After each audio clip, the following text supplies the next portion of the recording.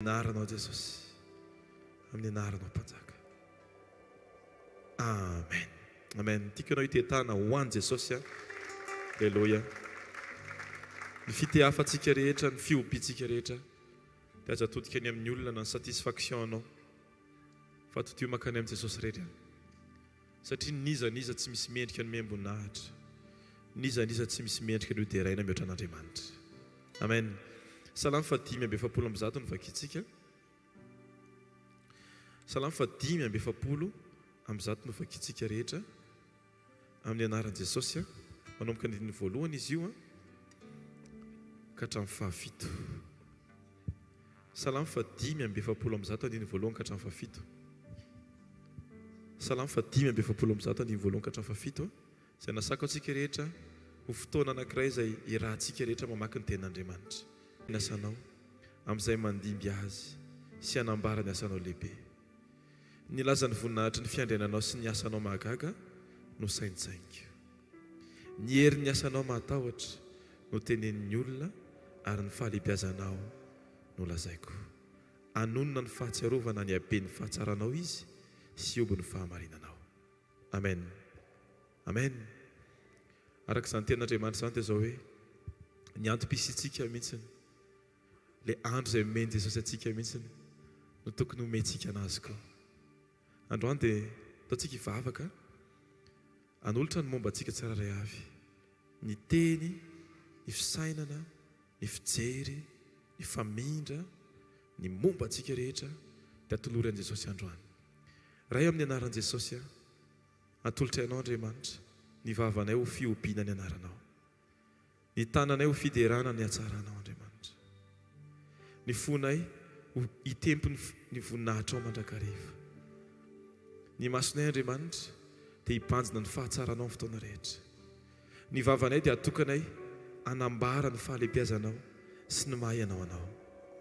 Amin'ny teny rehetra izay alokon'ny vavanay Jesosy dia aoka ianao no hita. Amin'ny teny rehetra izay ataonay Jesosy dia aoka ianao no tazana. Amin'ny anaranao Mpanjaka, ilay alfa fanombohana ny zavatra rehetra. Meteza indray ianao Jesosy androany, hanomboka ny zavatra vaovao miaraka aminay. Fa voniny izahay Jesosy, hanolotra ny fiainanay ho fiainam-piderana amin'ny fotoana rehetra. Amin'ny anaran'i Jesosy. Amen. Ataontsika tehaka mafy ho an'i Jesosy amin'ny anaran'i Jesosy. Ataovy mafy ny tehaka ho an'i Jesosy. Alleluia. Alleluia. Derainy ianao Jesosy, derainy ianao Mpanjaka ny Mpanjaka. Sy tompony tompo, ianao no andrianay tamin'ity toerana ity, ianao no ivon'ity fotoana ity. Aoka nenika izao toerana izao fanatrehanao tompo. Aoka ny rano Jesosy Kristy andrakitra n'izao fivoriana izao. Aoka tsisy fisainana afa manohitra an'Andriamanitra ka hajoro eto amin'izao fivoriana izao. Fa aoka tompo ny fonay sainay fananay iankohaka eo anatrehanao ilay zanak'orin'Andriamanitra ary hanome voninahitra anao. Alleluia. Alleluia.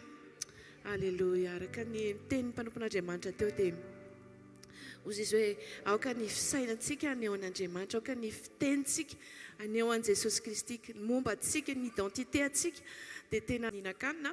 Dia hozy Jesosy tao amin'ny marika 2:15 hoe mandehana any amin'izao tontolo izao ianareo ka mitoriany filazantsara amin'ny olombelona rehetra. Amen.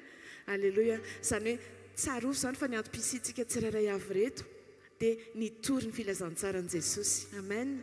Nitory an' Jesosy na fomba fitondratena na fisainana ninninna rehefa ianao no mankatoa an'Andriamanitra dia ianao mamoa azy ho azy. Ary Jesosy mihitsy ny teny hoe Sabotsy izy no nifidy anareo fa tsy anareo no nifidy ahy, izy no nifidy ahy, izy no nifidy anao mba handehanantsika ary mba hamoaza antsika ary haretany vokatritsika. Ary tirity izay natao tany amin'ny rally dia tena hira, tena hoe namarika amin'ny fiainako satria mbola zazakely, mbola tsy ampy efataona akory dia nagagana fa ty hira ty no hira haiko voalohany ary tsy afaka atao ambavako ary dia na dia lehibe raha dia mahagaga fa izay no mémoire tadidiko nefa mbola zazakely ary izay no tonga hoe Jesosy nantsoinao marina hitory anao zany ilazao ny famonjena. Tao tena hiaina an'izany tsika tsiraray avy tena hoe ny olona manodidina anao, ny ankohona anao aloha voalohany indrindra, ny mpiray fiasana aminao aloha voalohany indrindra tokony hoe ho hitantsika hoe voatarikitsika izy. Amen.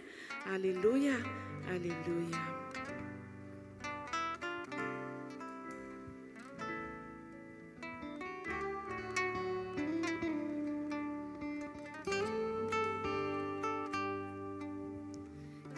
razão ni famonzeni reu setsimba mananteni aina pifalina rachizai anzara não sai mahalala no ampidi chawambala ireu jizai nani assim fitiavana nisau tuturizau nuna nulura nini aini tupu fei favua vidini tamini rani ireulunarecha etuantani fitiavana nisau tuturizau nuna nulura nini aini tupu fei favua vidini tamini rani ireulunarecha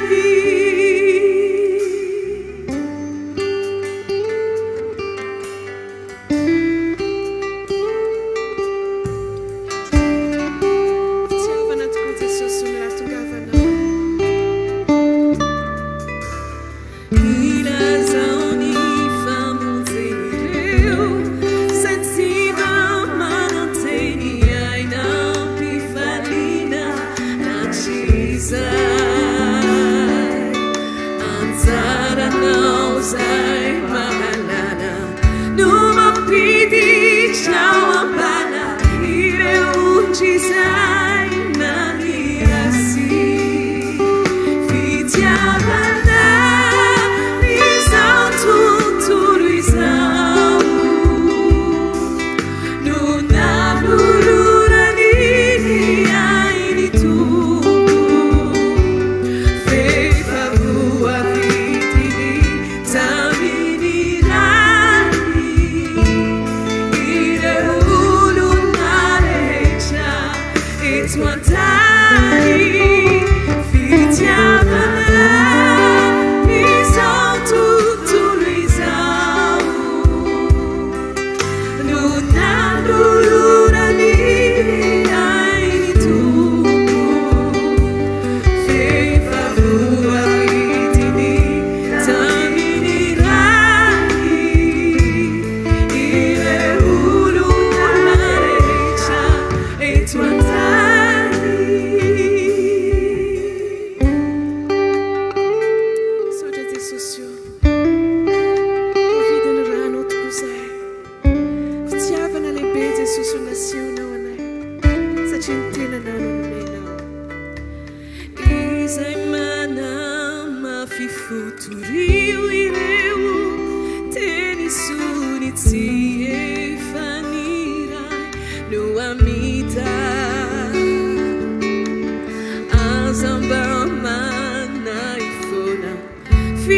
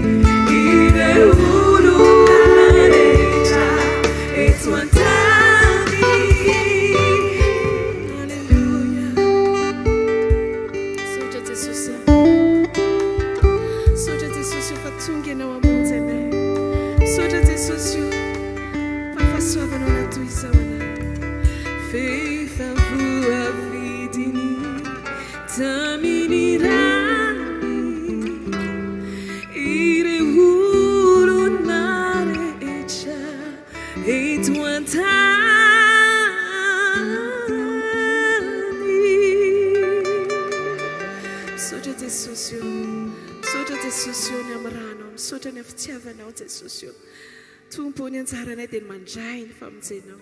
Ny anjaranay dia ny manokatra ny fonay Jesosy ho anao. Fa vitanao ho anay zavatra rehetra Jesosy.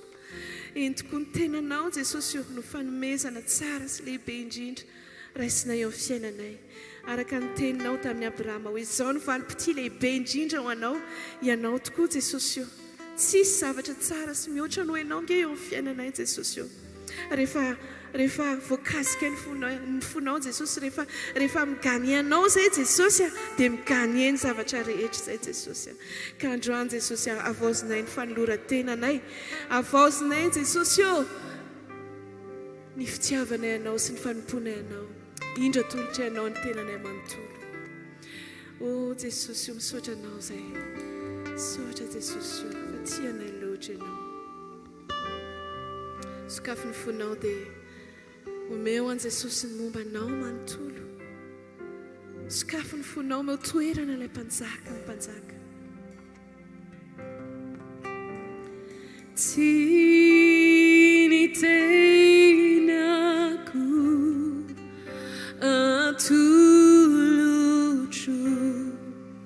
ho anao manontolo.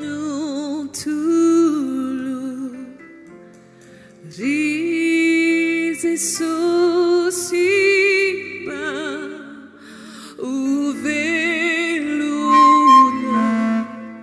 anao ni asana tiany tenako tuloro tenanao jipamonzi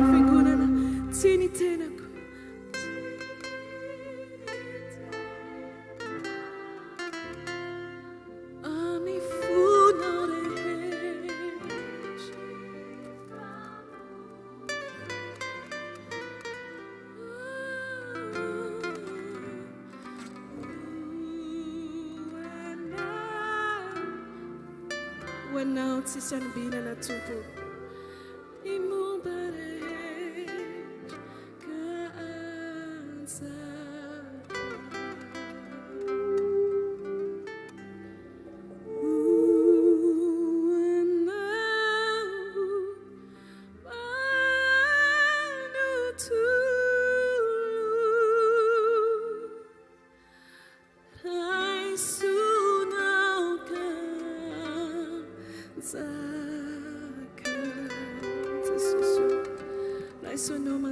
Jesosy ny momba anay rehetra tompo tsy ho sasatra mihitsy izay Jesosy hanolotra ny tenanay sy ny momba anay eo anatrehanao Jesosy satria izany no fanatitra ankasitrahanao izany Jesosy no andrasanao aminay inany tsara indrindra sy ny atolotra anao ny amin'ny fitiavana izay nomenao anay Jesosy dia ny tenanay izany ny fonay fananay sainay inona moa ny soa azonay raha azonay izao tontolo izao kanefa tafasaraka aminao izay Jesosy kanefa very ny fananay tompo fa rehefa inao Jesosy no ganianay rehefa inao Jesosy no manjaka ny fiainanay sy amponay sy manapaka ny zavatra rehetra ataonay Jesosy dia sambatra indrindra izay sotra Jesosy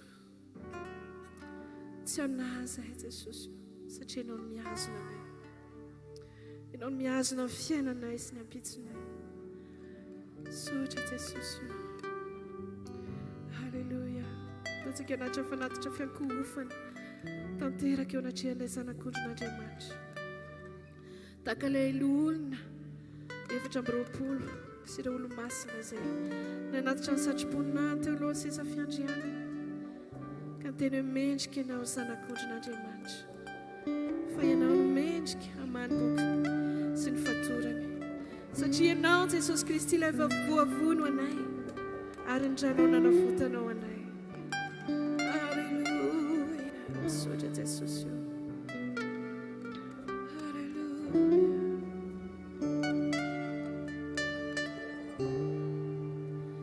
misaotra nolay azo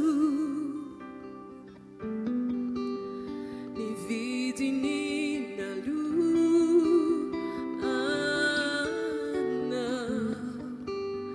nitondra ny eloko ianao fahasoavana natolotra oam misaotra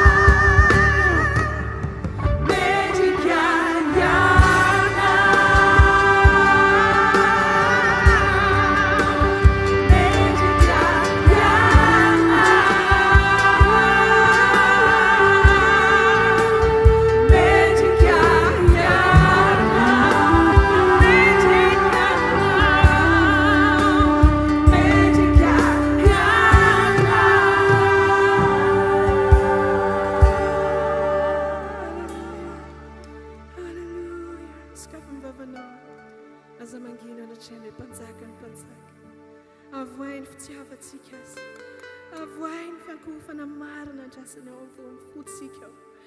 Halleluja. Tsara loatra ianao Jesosy. Ianao ilay mpanjakana. Ray Yeshua, malala ny fanahiko ianao Jesosy. Malala ny foky anao Tompo. Ianao ary izaho anao Jesosy. Halleluja.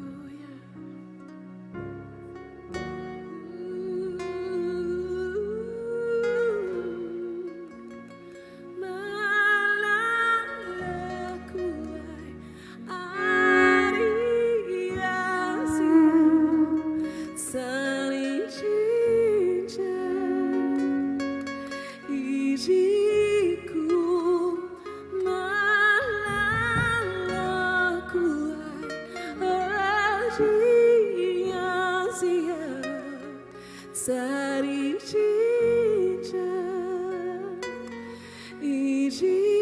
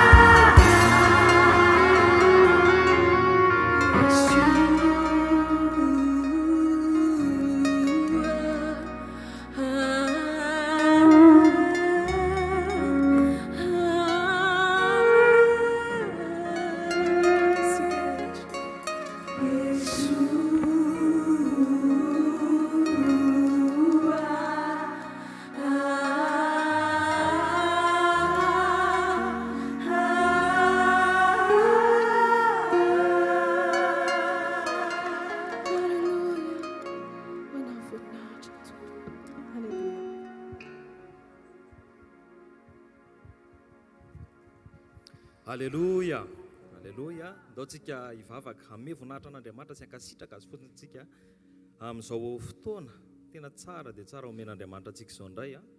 Ray masina tsara indrindra amin'ny anaran'i Jesosy mbola manome voninahitra mitera sy mankalaza anao izay fa Andriamanitra sady mpanao ny tsara ianao, tomponay ianao, Andriamanitra ianao, mpanjakanay ianao, tsy misy ny tahaka anao amin'izay Andriamanitra.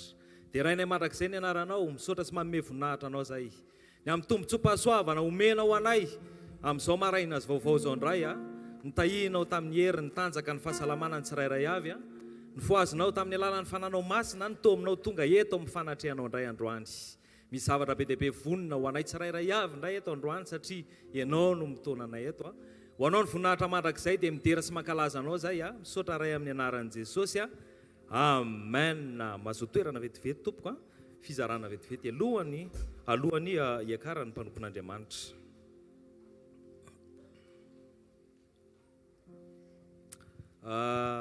Tain'Andriamanitra daholo tompoko, tain'i Jesosy tompoko. Tato ato tsika dia nampatsiavin'Andriamanitra tamin'ny alalan'ny teny a, teo am-bava amin'ny mpanompony hoe efa vitan'Andriamanitra daholo ny zavatra rehetra. Amen.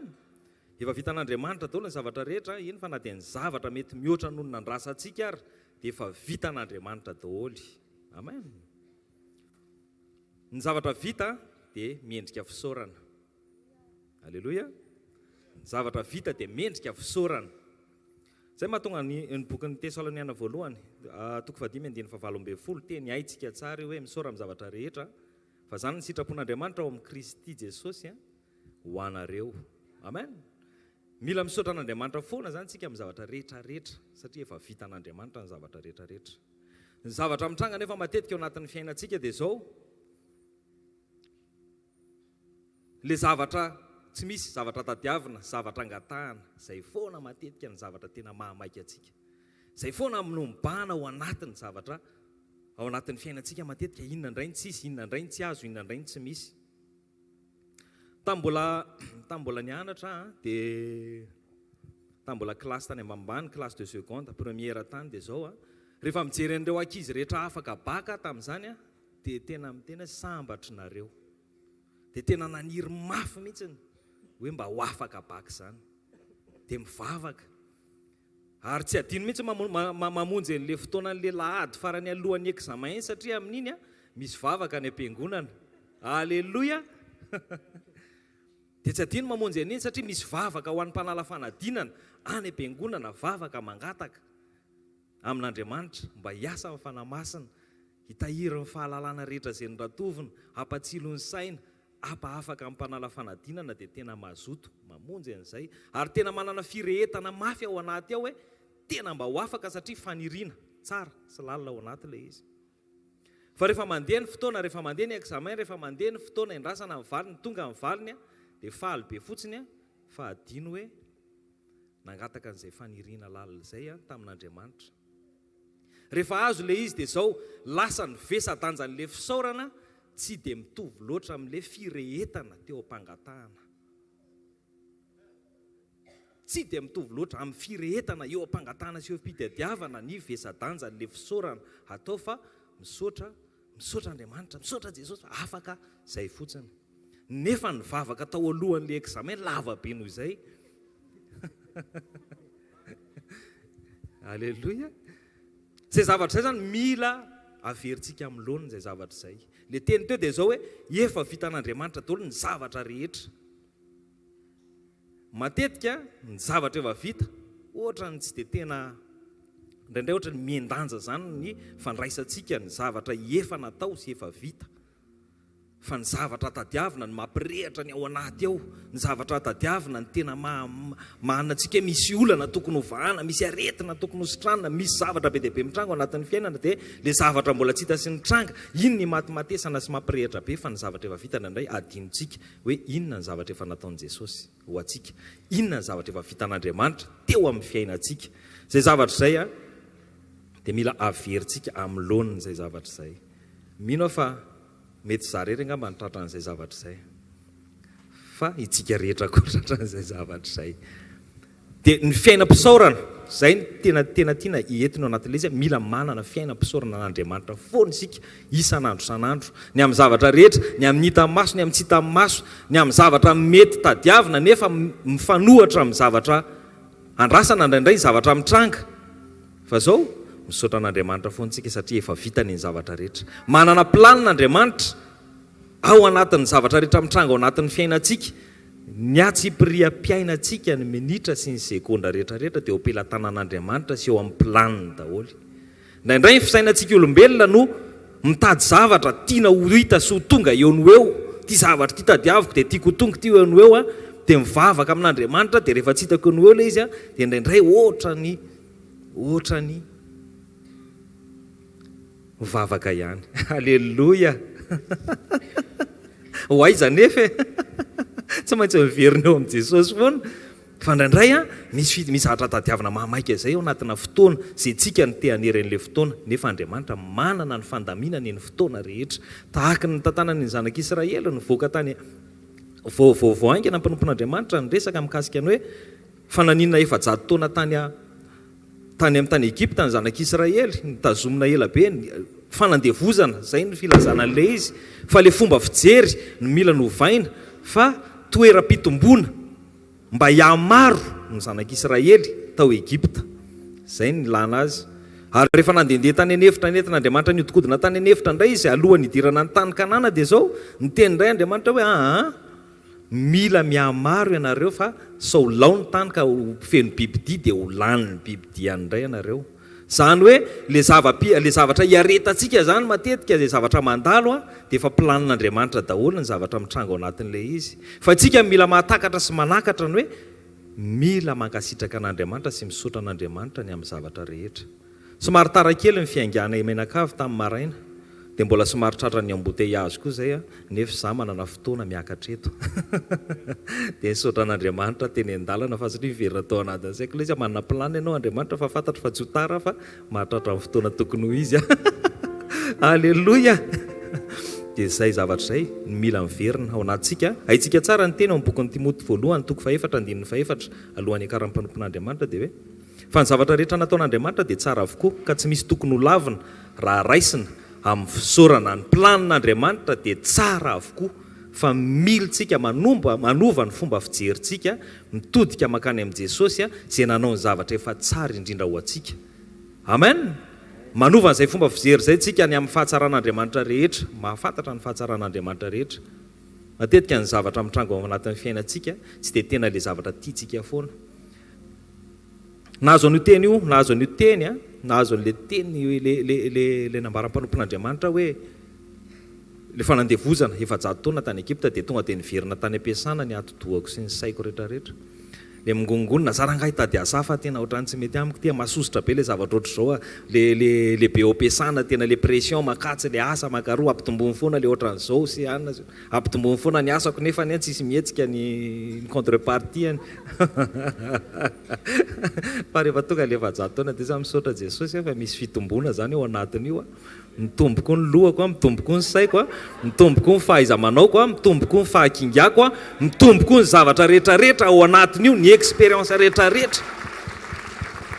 Fa mila novaina izay ny lahantsika mamonjy sekoly, mamonjy fotoana satria misy zavatra sokafan'Andriamanitra amin'ny alalan'ny teny ao anatin'ny fomba fijerintsika, ny conception, ny zavatra rehetrarehetra andraisantsika ny fiainantsika mihitsy ny mila hovaina satria lasa olona taloha be tsika raha ohatra ka tsy mandroso miova amin'izay fa le olona monina foana izay tsy ringana akory fa miverina amin'ny laoniny tsika fa ao amin'i Jesosy. Alleloia. Ndao tsika hitsangana ivavakantsika isotran'Andriamanitra ny amin'ny teny izay nambara dia ametraka feno ampelantanan'Andriamanitra ambany fitarihan'ny fanamasina ihany koa andraisantsika ny teny izay apetrany eo ambavan'ny mpanompony indray teny anovan'ny fiainantsika, anovan'ny tenantsika, anovan'ny mombantsika ray manontolo indray ataontsika ivavaka ary. Ray masina tsara indrindra amin'ny anaran'i Jesosy misaotra sy manome voninahitra tompom-palalo. Menao fotoana izay ahafahanay manova, menao fotoana izay ahafahanay manova, menao fotoana izay ahafahanay maketo amin'ny fanatrehanao misitraka ny fahatsarana rehetra ao ambadiky ny teninao indray. Milaova lalina amin'ny fananao masina indray androany anokatra ny sainay, ny fonay, ny masom-panahinay atakatra izay tianao ambarana indray fa na dia teny tokana monjy ara Jesosy dia ampy ho anay, ho an'ny fiainanay iray manontolo. Misaotra sy manome voninahitra ray amin'ny anaran'i Jesosy dia raiko mandrakizay ny anaranao. Aleloia, amen. Andaontsika ite tanana mafy raisantsika amin'ny mpanompon'Andriamanitra. Aleloia. Mafantatrao ve fa velona Jesosy na tsy hitany masonao aza miaraka amintsika eto izy androany maraina. Ary misy zavatra tsy voatery ho takatry ny sainao fa azon'Andriamanitra kitihana foana amin'ny fotoana rehetra. Misy zavatra miova zao fa tsy hitanao. Tiako fantatrao fa ny endrika ao omaly tsy mitovy amin'ny endrika ao androany. Misy zavatra miova eo amin'ny tarehanao io fa tsy hitanao. Rehefa mandeha ny taona mitambatra le izy vao ampahitany ianao. Misy zavatra zany tsy hitanao eo fa miova. Na tsy voatery ho fantatrao aza. Miasa isan'andro Andriamanitra. Miasa isan'andro Andriamanitra. Androany zao misy zavatra mbola tsy hitany masonao, tsy ndrenesy ny sofinao, tsy mbola niditra tao am-po nizaneza fa vao androany ny anaovan'Andriamanitra azy. Ary eto izay olona izay dia tiako izy tia tanana mafy ho an'Andriamanitra. Halleluja. Misy mpanjaka manatriketo sokafiny fo andray azy ny fiderany no anjakany ny fahasoavany no anenikantsika izy manana ireo enta mavesatra ireo amboary rehetreo atongony misy andarana ambony anarana rehetra Jesosy Kristy mpanjakany mpanjaka.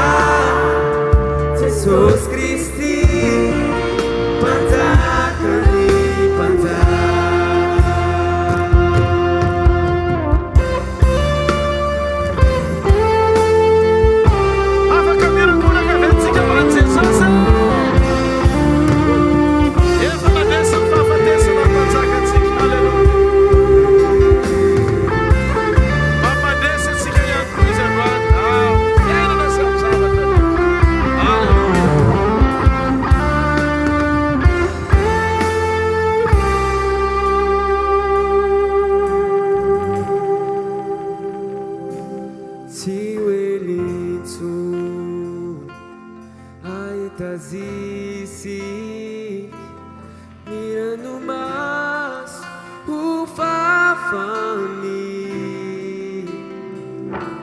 oatranondray utapitraniaty tsy oelay mpamonjisika izy mana ireo enta mavesatra ireo amboa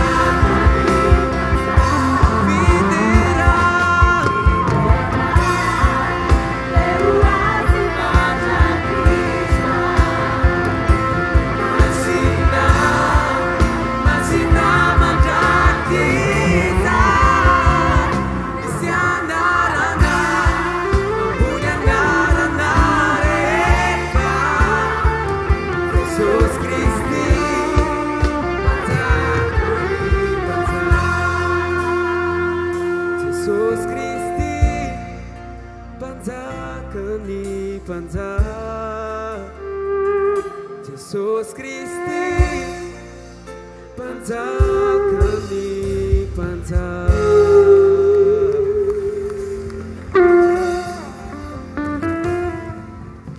raha eo amin'ny anaran'i Jesosy tonga eto izay manome voninahitra amin'ny fiandriananao. Tonga eto izay tsy badenina be zany fa olona manam-pahatsapana ny lanja ny zavatra efa vitanao ho ambony lavitra sy mihoatra noho ny zavatra rehetra izay andrasanay ho ataonao eo amin'ny fiainana hita maso.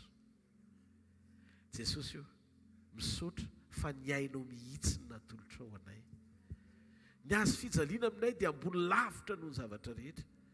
Noho izany tsy afaka ampitanondrika anay izany izay zavatra hitany masonay ka mitady any akivy hitany devoly ara-nofy eo amin'ny fiainanay satria ny zavatra fantatray dia izao zavatra rehetra izay nataon'Andriamanitra dia tsara avokoa. Rehefa mifototra ny fahatakarany fisainana mahalala fa tsara Andriamanitra ary azo antoka Jesosy fa ny eo ambadik'io fandresena, fitombona, fioarana, fahalebiazana, vokatra tsara satria nikajy ny fiainanay tsy miankina amin'ny zavatra trehnay fa miankina amin'ny programa eo ampelantananao hitondrana amin'ny fiainanay hatramin'ny farany. Mety ho anay ny zavatra rehetra ary izany mahatonga anay saotra foana, saotra mandrakizay. Izay resy lahatra fa lehibe Andriamanitra. Endry Andriamanitra mitantana amin'ny fiainany. Endry Andriamanitra manao kajy hatafavoaka azy.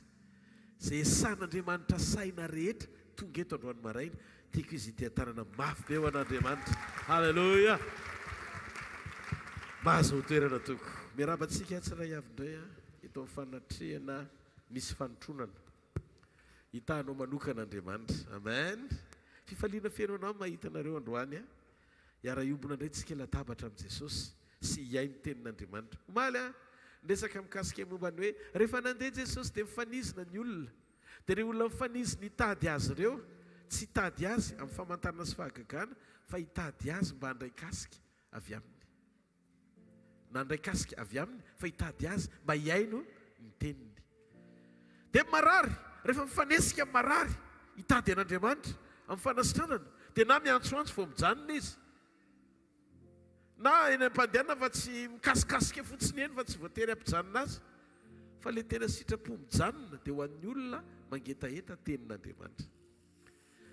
Izany nefa tsy ho tonga ao anatin'ny olona tsy manam-pahatakarana hoe inona ny lanjan'ny teny eo amin'ny fiainany. Izay indrindra androany no hidirantsika lalindalina ao anatin'ny sekolin'ny fiombonana indray. Hitondra ny lohateny zao tenin'Andriamanitra zao hoe ny lanjan'ny fisian vava sy ny saina ao anaty fiombonana. Avereno, lanjan'ny sy ny saina ao anaty fiombonana. Ao anaty fiombonana amin'Andriamanitra. Amen. Androany tsy ninantsika mila manam-pahatsapana fa efa nanome zavatra antsika Andriamanitra. Inona ny zavatra novain'i Jesosy voalohany hita maso eo amin'ny fiainanao rehefa nandray azy ianao ka tonga ao anatinao izy. Luc 21:15 amin'ny anaran'i Jesosy. fa izaho no hanome anareo vava sy saina zay tsy ho azo ny fahavalonareo rehetra valiana na resena.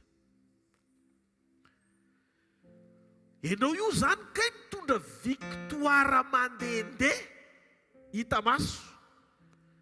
Ary zay victoire mandehandeha hita maso zay, vava, saina. Jesosy niteny hoe nomeko anareo io, tsy ho azo ny fahavalonareo valiana na resena. Ahoana ny tonga an'izany zavatra izany? Ho tanteraka pasteur ao anatin'ny école ny communion, ao anatin'ny sekoly ny communion. Tsotra le izy. Tamin'ny fahateram-baovao novain'Andriamanitra ny sainao anana ny sain'i Kristy mba hiteny mitovy fomba fiteny amin'ny Kristy. Iny io programa tian'Andriamanitra no tanterahany io. Misaintsaina tsara, madio fieritreretana, mba hahafahanao miteny zavatra, mifanaraka amin'ny zavatra andrasan'Andriamanitra ho teneninao. Andriamanitra tsy nametraka ny zavatra tenenitsika hifanaraka nankalaza amin'ny zavatra mitrangy eo amin'ny fiainantsika, fa novainy ny saintsika, novainy ny vavantsika, mba tsy azo ny zavatra rehetra manohatra antsika ho valiana na resena. Any aminao zany no herany. Mafantatrao ve fa amin'Andriamanitra ny fitombonao dia ambony lavitra no ny fanirianao hitombo amin'ny zavatra rehetra. Ianao hoe te hitombo amin'ny zavatra rehetra, tianao isa taona izava-baovao hitrangy eo amin'ny fiainanao. Zany aloha ny olona rehetra mila an'izany daholo e. Ary tsisy afaka tsara velantsy hoe tsy ilaiko zany.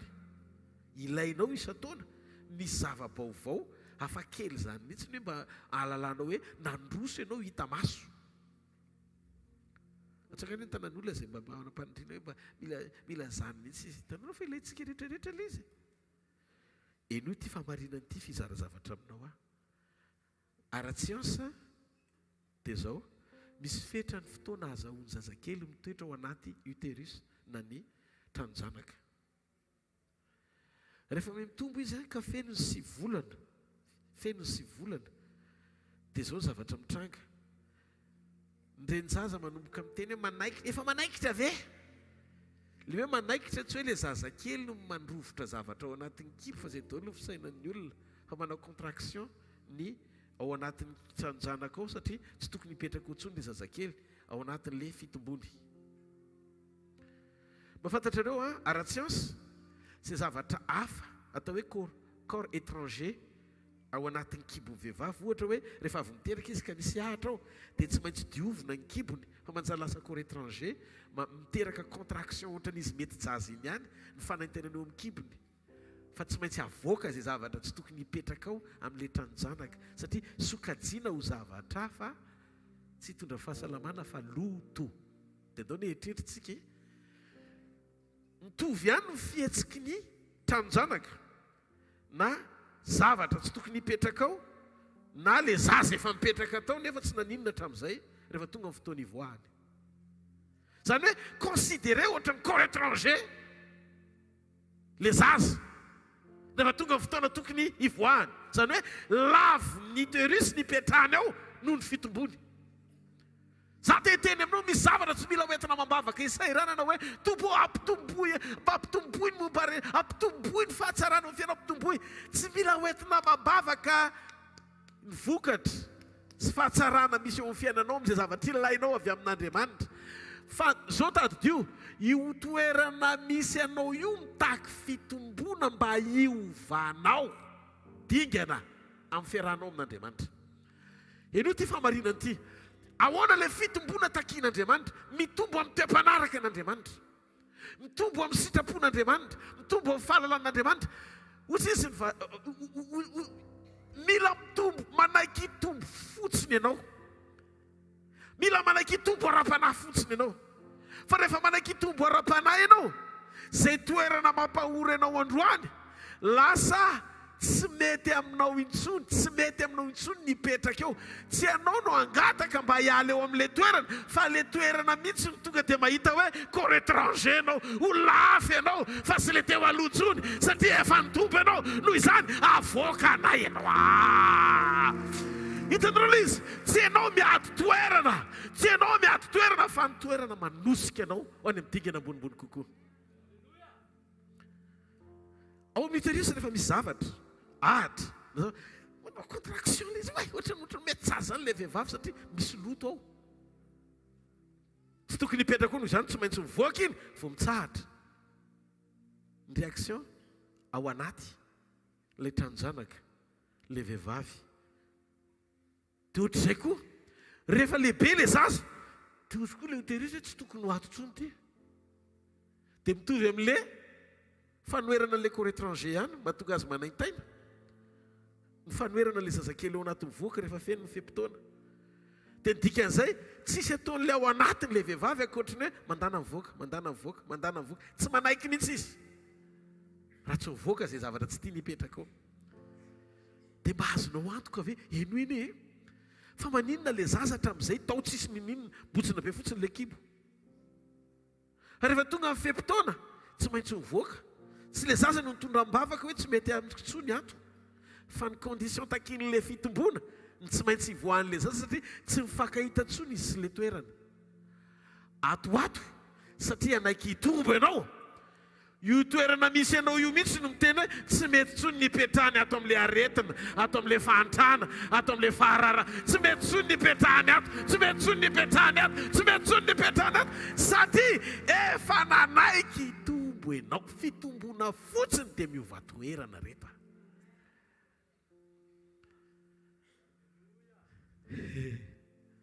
Zay no mahatsara ny sekoly ny toetra.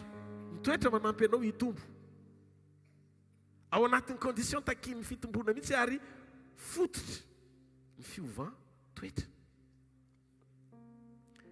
Mikatsaky sika zay mahafinaritra an'Andriamanitra. Inona mahafinaritra an'Andriamanitra? Inona no mampety azy?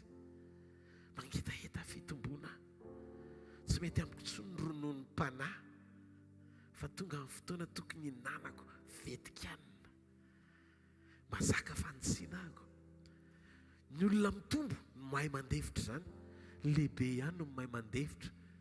Fa ny toetry ny zaza na hainao lehibe io azy dia mahalala fa ny zaza tsy mahay mandevitra, fa mitaky nitomany izy rehefa tsy tanteraka izay zavatra tiana atao aminy, tiany atao aminy. Noho izany ao amin'ny sokajy ny toetra-pitombona ary ny fananantsika ireo vokatry ny fanahy ao anaty fiombonana. Hita soritra fa mitombo ianao anaty fahanginana. Tsy ho anao rery ny fitenena maraina mandra-paharivana ihany raha vehivavy, na ianao rery raha lehilahy ny tompony fitenena sy tompony laka liona atahorana ao an-trano, fa mila mitombo ao an-trano ny mpivady, fandevitra, mifankatia, miara-mivavaka. Rehefa manomboka hitan'ny olona hoe ary izy tena nivo, na ianao raha variana ny olona manodidinanao miteny hoe ary toa tsy hainao le taloha intsony a, nisy fitombona zany. Ary raha vao manomboka tena misongadina le fitombona, miova ho azy le toerana fa tsy mila hoentina mambavaka. Problemantsika malaina ny tombo nefa te hiova toerana. Mitombo fotsiny fa hanomboka andohanao io lava-dranona ny mpazananao io ry Josefa, ary tsy maintsy hisokatra ny lalana sy autoroute hitondranao any amin'ny anjara voatendry.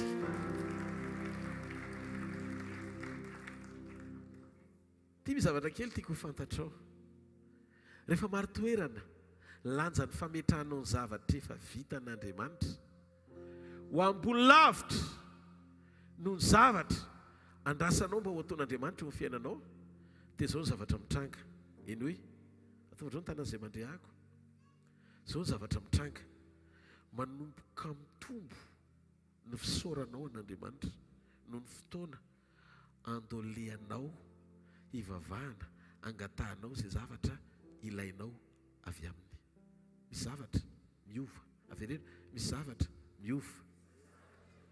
Hitanareo, reprogrammeo ny ao anatinao reo programa eo ny ao anatinao isaina sy ametraka zavatra nataony Jesosy ho ambony lavitra no ny fanoerana nisy hitany masonao dia manomboka ho hitanao ny alehiben'ny fitiavany mamelona ny fonao alala ny asarobidiny fitiavany mihoatra lavitra noho izay fanoerana rehetra nisy hitany masonao andrenesanao ao am-po fa mihoatra lavitra no ny hitako no efa nataony tamiko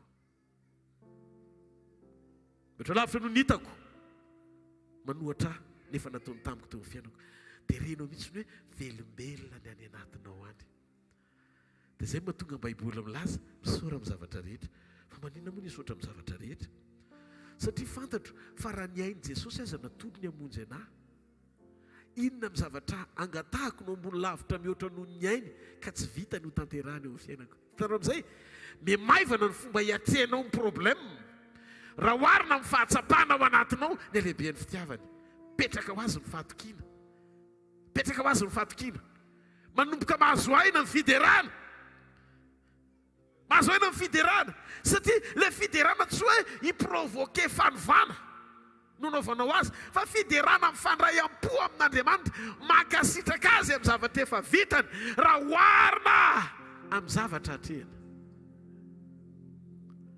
zay no mahatonga amin'ny fifantohana ara-panahy tokony ho ambony lavitra sy mihoatra no ny fifantohana amin'ny zavatra mitranga jereo Josafata mitantara faharoa toko 20:1-20 Josafata nifantoka tamin'Andriamanitra aloha izy mitodika nampiasa ny fony zay ny fanahiny hijery an'Andriamanitra nanomana ny saina izy mba ho zaka n'le teny zany milatsaka le teny mpaminaniana dia ozy izy mipaminany tamin'ny Josafata tsy anao ny ady fan Jehova tonga dia niditra le izy le ady amin'io vao atrehany ary mifanohitra tamin'le teny fikasana le zavatra niseho satria le ady vao may tonga ohatry vitsika ny olona mitondra fitaovam-piadiana mahery vaika bombe lacrymogène moa eo ny bomba tena ny grenady eo ny grenady tena izy ny sasany mitondra inona tanky be misy ana miala any daholo hitany Josafata zao nefa ozy izy le mpaminany tsy anareo ny ady fa an Jehova zay le teny fikasana dia tona tsika hitrehitra inony misy zavatra atrehanao koa e ohatran'ny Josafata fa manino Josafata tafavoaka fa ianao ohatrany miady rery zany lelo miraraka ny ranomaso ohatrany tsy vanik'olona zany fa mbonao satria nahoana ianao sy nanomana amin'ny fonao hitodika tany amin'Andriamanitra mialohan'ny isehoany le problème fa manina no mitodika tany amin'Andriamanitra aloha mitodika any amin'Andriamanitra aloha amboarina ny fomba fisaina sy ny fomba fiteny ary fomba fijery ny ainao manjerinao io rehefa voafeka miova fahatsapany ianao ao anaty manome lanja ny zavatra nataon'Andriamanitra ho mihoatra lavitra noho ny zavatra ilanao azy dia manomboka maro toerana eninao mihitsy memaivana ny ao anatinao miatika ny zavatra rehetra sy ny fanoherana rehetra atrehanao ary ny zavatra mpanovin'Andriamanitra anao tsy voatery ho takatry ny sainao dia miramirana amin'ny fonao milaza ianao ao am-po hoe wow velona Jesosy tsy anany ady fa an'Andriamanitra manomboka mahazo aina ny fiankovana manomboka mahazo aina ny fiderana eo amin'izay tsika tsy mila mangataka fa zao miova toerana fotsiny ianao miova toerana hoy izy Andriamanitra hoe tonga dia any amin'ny kampandresy fa tsisy hevitra satria manam-pahatakarana misaina sy ny fo efa nomanin'Andriamanitra mialoha anome lanja ny fisaorana sy ny fiderana ary ny fiankinana aminy ho ambony lavitra sy mihoatra no ny zavatra atrehana dikan'izay tsy nao mihitsy le karazan'olona mitanisa problème mandany andro ireny fenao le karazan'olona mpidera sy mpakasitraka an'Andriamanitra amin'ny fotoana rehetra fantatrao amin'izay lanja ny vava sy sainao amboarin'le teny hifanaraka amin'le programa sy le antom-pisina vaovao tonga dia miova toerana ianao le fitombona manova toerana fitombona manova toerana aza maiky ny tombo amin'ny zavatra rehetra fa manekeza aloha hitombo ao amin'Andriamanitra tsy le fitombona takino amin'ny zavatra hita maso no mamaiky an'Andriamanitra fa mifanefeny ianao anaiky hitombo hifanaraka amin'le fahalebiazana tadiaviny fa ny toerana tsy afaka hitazon'olona tsy mitovy gabari fa rehefa feno le toerana tsy maintsy mivoaka ianao no ny fitombonao sy ny fanekenao ihalehibe enjana be raha ohatra ka patalon-jaza eny taona nanaovana vehivavy 50 taona. Tsy possible zany. Nitoerana mihitsy ny condition tsy manaiky nidira zany olony zany ao anatin'izany lamba izany. Amen na satsy amen. Dia manomboka ho hitanao fa Andriamanitra mihitsy niteny hoe kely loatra ty toerana ity fa mila toerana ngeza kokoa ianao. Amen. Dia zay no mahatonga ny Isaia 54 alalao ny ambaniday ny toerana misy ianao fa kely loatra ty toerana ity. Halleluja. Nao rangahy ity tanana mafeo an'Andriamanitra. Halleluja. Tiantsika rehetra Jesosy. Zavatra anankiray tena hitako hoe tsy niova mihitsy fa mbola nitazomin'Andriamanitra na nikororoany ary ny tilikambon'ny Babela dia le langage ny lanitra anankiray atao hoe halleluja. Halleluja na niova daholo ary ny fitenin'ny olona dia tsy fantatra ny olona mbola tsy mahay miteny fa le olona miteny mety miteny amin'ny fiteny tsy fantatra ny any izy any amin'izay ifampiresahany zareo any. Ianao gasy any dia izy zolo ohatra dia mihaona nareo fa raha vao miteny hoe halleluja dia mamaly le zay hoe halleluja azony. Halleluja ngena aloha alefa fa raha vao kristianina mahay halleluja dia dikan'izay hoe mahafantatra an'Andriamanitra ty olony ity. Fa raha ianao manao halleluja dia izy tsy kofy mihitsy dia dikan'izay tena mbola mety tsy mitovy langage nareo. Ny halleluja dia fiderana na iza na iza eto ambonin'ny tany na ny an-danitra dia zay. Nisy fotoana nandeha nitoro filazantsara tany Corée du Sud, ny halleluja tsy miova. Nisy fotoana ihany koa nakany Afrika, halleluja tsy miova. Ny Européenne mahay halleluja, ny Amerikana na le olona lava be atao hoe Mikael dia mahay ny atao hoe halleluja, ary le olona fo kely atao hoe Smith dia mahay ny atao hoe halleluja. Zany hoe maneran-tany ny halleluja. Any an-danitra mbola halleluja ary za sura fa ny amin'ny elo koa misy manao halleluja rehefa mitsangan'Andriamanitra dia manao halleluja daholo ny voary rehetra. Halleluja.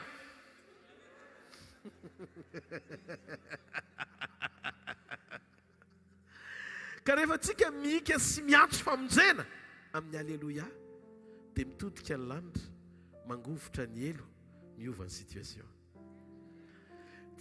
Le izy nefa tsy hoe hainao le halleluja dia ataonao halleluja halleluja halleluja halleluja. Non, tsy izay le izy fa mila fahatakarana tsara manao an'ilay halleluja satria vao manomboka isokatra mantsy vavanao io dia manombo manelanja ny zavatra teneninao aza miteniteny foana satria mandresy lahatra ny vavanao ny devoly mba hiteny zavatra tiano ararotina mitena amin'ny fiainanao.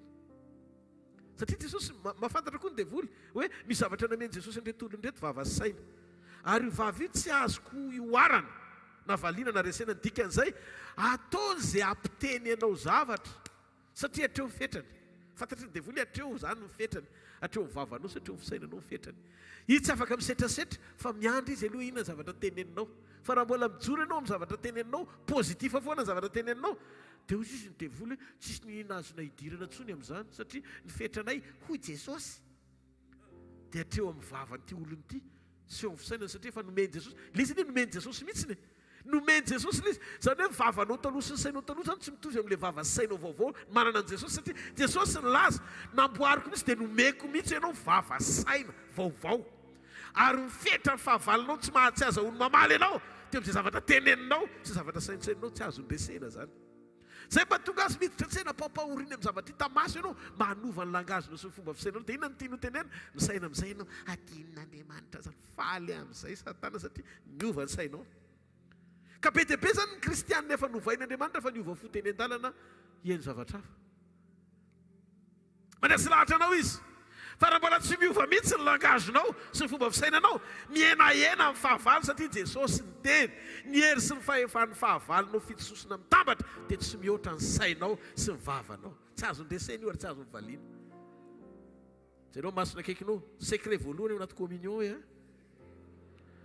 ataovy mifankahita ny ao anatin'ny sainao amin'izay zavatra teneninao mifanaraka amin'ny zavatra lazain'Andriamanitra mombanao. Alleluia! Mahafantatrareo fa Bartimeo dia anisan'ny olona anankiray nampiasa ny vavany. Ary rehefa nampiasainy ny vavany dia nesotra ny fahajambany ary miverina tamin'ny maha-olona normal izy a tsy isy mpangataka eny an-dalana tsony marika toko fa 10 nandiny fahinana amby 70 ka hatrany nandiny 250 ny tantaran'ny Bartimeo. Tamin'io fotoana io raha Bartimeo moa fiantsoana anazy fa roa ka eto Madagasikara izy tonton bar zany ny fiantsoana azy koa. Bartimeo. Raha eto amintsika izy tonga dia tonton bar ny fiantsoana azy. Ka ny olona rehetra zany manakana amin'ny Bartimeo tsy antso. Mangina! Aza mitabataba. Fa Bartimeo hoe tsy amin'ny vavanareo any miantso. Fa soa fa manana ny vava koa manokana. Noho izany tsy nramiko izy io fa azoko ampiasaina. Aza mangina raha fantatrao fa fotoana tokony tsy anginana. Ninona karazana pression anakombona amin'ny vavanao dia porofoy amin'ny antsonao izay fandresen-dahatra ao am-ponao fa tsy maintsy hitodika izy. Alleluia! Ka androany misy ikam-pandresena eto hiteraka famonjena. Alleluia! Zavatra tenen'ny vavanao dia izy fitraikany amin'ny fiainam-panahinao ny famonjem-panahy dia avy eo amin'ny vava no andraisana azy. Famonjem-panahy sy tanana. Fanafahana ohatran'ny endry Bartimeo, famonjena amin'ny asa, fiainam-piankonana, iseho eo amin'ny toerana izay misy antso feno fandresen-dahatra. Eo anatin'ny vokatry ny fisainana mahatakatra ny asa arbidiny fahatsaran'Andriamanitra. Malala ianao hoe ny Andriamanitra no limite.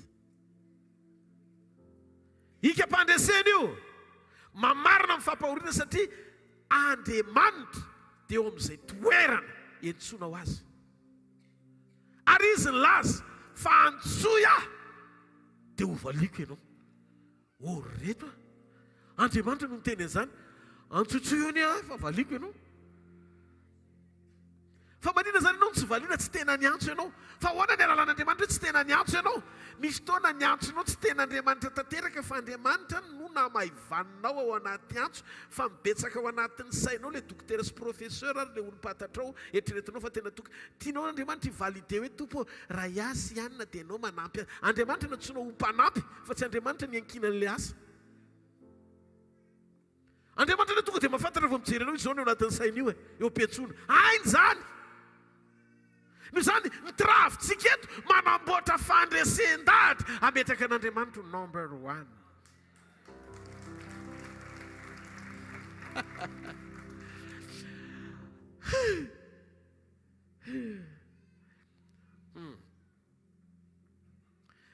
Andriamanitra teteny zanako tsy sakana ho amin'ny fandresenao zany ny zavatra mitranga manohatra anao.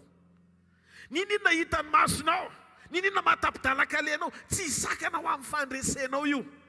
Zavatra roa fehezina dia mety ny zavatra rehetra. Fehezo ny sainao, fehezo ny vavanao mba hifanaraka amin'ilay zavatra nataoko ao anatinao, ny zavatra teneninao, zavatra saintsainanao. Jesosy io mampianatra ianao tsy hiteny fiteny maty fa hiteny fiteny velona. Satria za mantsy mahatsapa tombo fa ny zanaka tsy mahazo manao na inona na inona fa tsy izay hitany ataon'ny rainy. Noho izany rehefa hitako ataon'ny raiko dia ataoko amin'ny fomba fanaovany azy koa ny zavatra rehetra izay ho ataoko amin'ny fomba fanaovany azy. Dia hoana mipetraka ilay izy nampianatra antsika izy tsy hiteny fiteny maty. Fotrany Jesosy teo amin'ny fasan'ny Lazarosy niteny Jesosy tsy maty Lazarosy ny fa matory. No mason'ny olona mahita Lazarosy maty fa mason'ny Jesosy mahita Lazarosy mierotra efatr'andro. Izany hoe tena nentin'ny torimaso hatramin'ny maso ny efa loaka ny efa lo daholo mafy loatra ilay torimaso. Dia ny fomba fisainan'i Jesosy ianao zany raha miaraka amin'i Jesosy dia tsara azy hoe misy fahavoazana. Satria aminao fahendrena dia ny fahalalana hoe maty ilay olona. Miateste fahafatesana ny vitanao fa miasiste fa melomana tsy zakanao raha tsy miomana ny sainao halala fa vitan'Andriamanitra mamelona azy. Voantsakany Lazarosy nitsoka daholo ndray tanàna, inona ry ty réaction ampiatsara velantsy ity? Nitomany azy ao anaty fahafatesana ihany zany mahatongavanareo. Fa rehefa natsangana izy nareo mitsoka, kina nitsoahanareo tsy tonga dia tokony tolomina izy wow velona ihany. Satria tsy napozinao loatra ny réaction an'Andriamanitra eo ampiatrena zavatra tsy takatry ny saina zay tia no vaina. Dia ozy izy zanaka tsy mahazo manao na inona hafa-tsy zay hitany ataony rainy. Zay hitan'i Jesosy ataony rainy no ataony. Dia ianao koa mila ohatr' izany, mianatra ianao miatrika fiainana, mitaratra an'Andriamanitra ao anatin'ny teniny, manatsotra fiainana miaraka amin'Andriamanitra, manova ny zavatra rehetra ifanaraka amin'ny sitrapony. Andriamanitra tsy mpandainga dia tsy tokony mpandainga ianao, satria ny rainy lainga dia manan-janaka koa ny devoly. Mahagaga fa ny zanaky ny devoly dia nantsona hoe mpandainga. Nareo tahaka ny rainareo. Hozy Jesosy maintsy amin'ny fariseus sy ny sadoseo, rainy lainga. Ka ny lainga zany dia manapirofo fa zanaky ny devoly ianao. Fa raha fahamarinanao dia tsy tia mandainga sady tsy tia lainga. Dia amboarina ny saina sy ny fo mba tsy ho isan'ny mpandainga. Matory Lazarosy. Dia miakatra ianao amin'ilay fitenin'ny lanitra amin'izay. Fa tsy hoe hainao be mihitsy ny fitenin'ny lanitra. Hainao ny filangazin'ny lanitra. Tsy mahantra fa matanjaka, mahery efa tsy ozy. Hainao ny fitenin'ny lanitra. Voavonjy zanak'Andriamanitra confession. 7 taona fanotoetra. 0,5 grammes. Militsika mianatra ny ataon'ny ray. Mianatra ny ataon'ny ray. Jesosy nandefitra, Jesosy be fitiavana, Jesosy mamela heloka, Jesosy madio am-po, Jesosy tia fahamasinana, Jesosy marina. Mianatra ny ataon'ny ray. Rehefa tarafinao sy voarainao ny toetrany dia mora aminao ny ahazaka ny langage, ny fomba fiteniny. Izy taona tany Fenirivesta, nanateran'ny olona maty teo amin'ny saina. Olona maty avy any. Tena ozy le vita efa fisehoanao reny ihany aloha Andriamanitra fa ty ohatra tsy vita. Mody ny lako pary izy vitako hoe ifa miala. Aloha mitsorona ndresaka e. Ny lako za tsy mahay an'izany, ina ny amboko amin'izany, tsy haiko izany. Panika ako. Meko lamosina aloha avy any fa tonga dito ary olona tsy toko tsy foronony avy any arina. Tena tsoroko aminareo fa tsy nila tamtamina le olona. Fa hitako tahotra amin'ny olona tsy tokony ho ao. Misy pretra tao, misy atao. Hoe inona ny zavatra hitranga eto. Todika ohatran'izao dia any amin'ilay jamba reny mody karakaraiko. Mareny. Satria reny efa hita hoe nataony. Fa tia kosa raha ohatra ka misy zavatra mitranga eto. Tena tompo, ianao ny mahalala. Meko lamosina soma tsara. Amen. Dia teo amin'izay nandeha tena voix audible Rodolphe, atovy ohatra ny fanaovako azy. Dia inona moa ilay fanaovan'i Jesosy anazy? Teo azany talita kumi. Braindany anaran'ilay vehivavy. Avy any amin'izay. Jenona vao maty vao eo izy indray mandray. Mo misy ety irikoto anao retompo be fitipanao izao rehetra izao ny fokolasana riray malalao jereo ty zanakao izao miantoraka. Io mivavaka tao am-poko, io mivavaka tao am-poko iantorakitsika tompo. Ny masony olona efa eny amin'ny sehatra daholo. Le zazavavy kely eo ambany. Iza ho any anarany sady tsy taitra satria voavina andehan'le feo niovany zavatra rehetra dia ohatrany tsy za zany nitako dia tamin'ny voalohany aloha zavatra mbola velako teo ihany natsoko dolo mipaka sary alaivo sary mpanao vidéo alaivo vidéo dia taitra ry zareo fa misy favoazana ve le ragaty za no asaiko alaina fa za mbola tsy hoe le olona mbola fo akory fa tsy azondry zareo jereko ny tongotro manao kapakapa za manao pataloha sy akanjo fotsifotsy fa robo nanaovako safoko eto za tsisy volombavy eto fa lasa ohatry ny sandratra io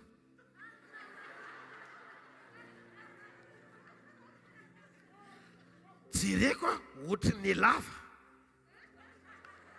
dia ozy amin'izay miretrarehetra tena teo ambony sehana alaivo sary ary zalahy alaivo sary dia fa misina pitsoko avy pastera sa tsy zaka ntsony a fa andeha le zavatra ay Jesosy teteny amiko fa hitafiko izy vo mety le izy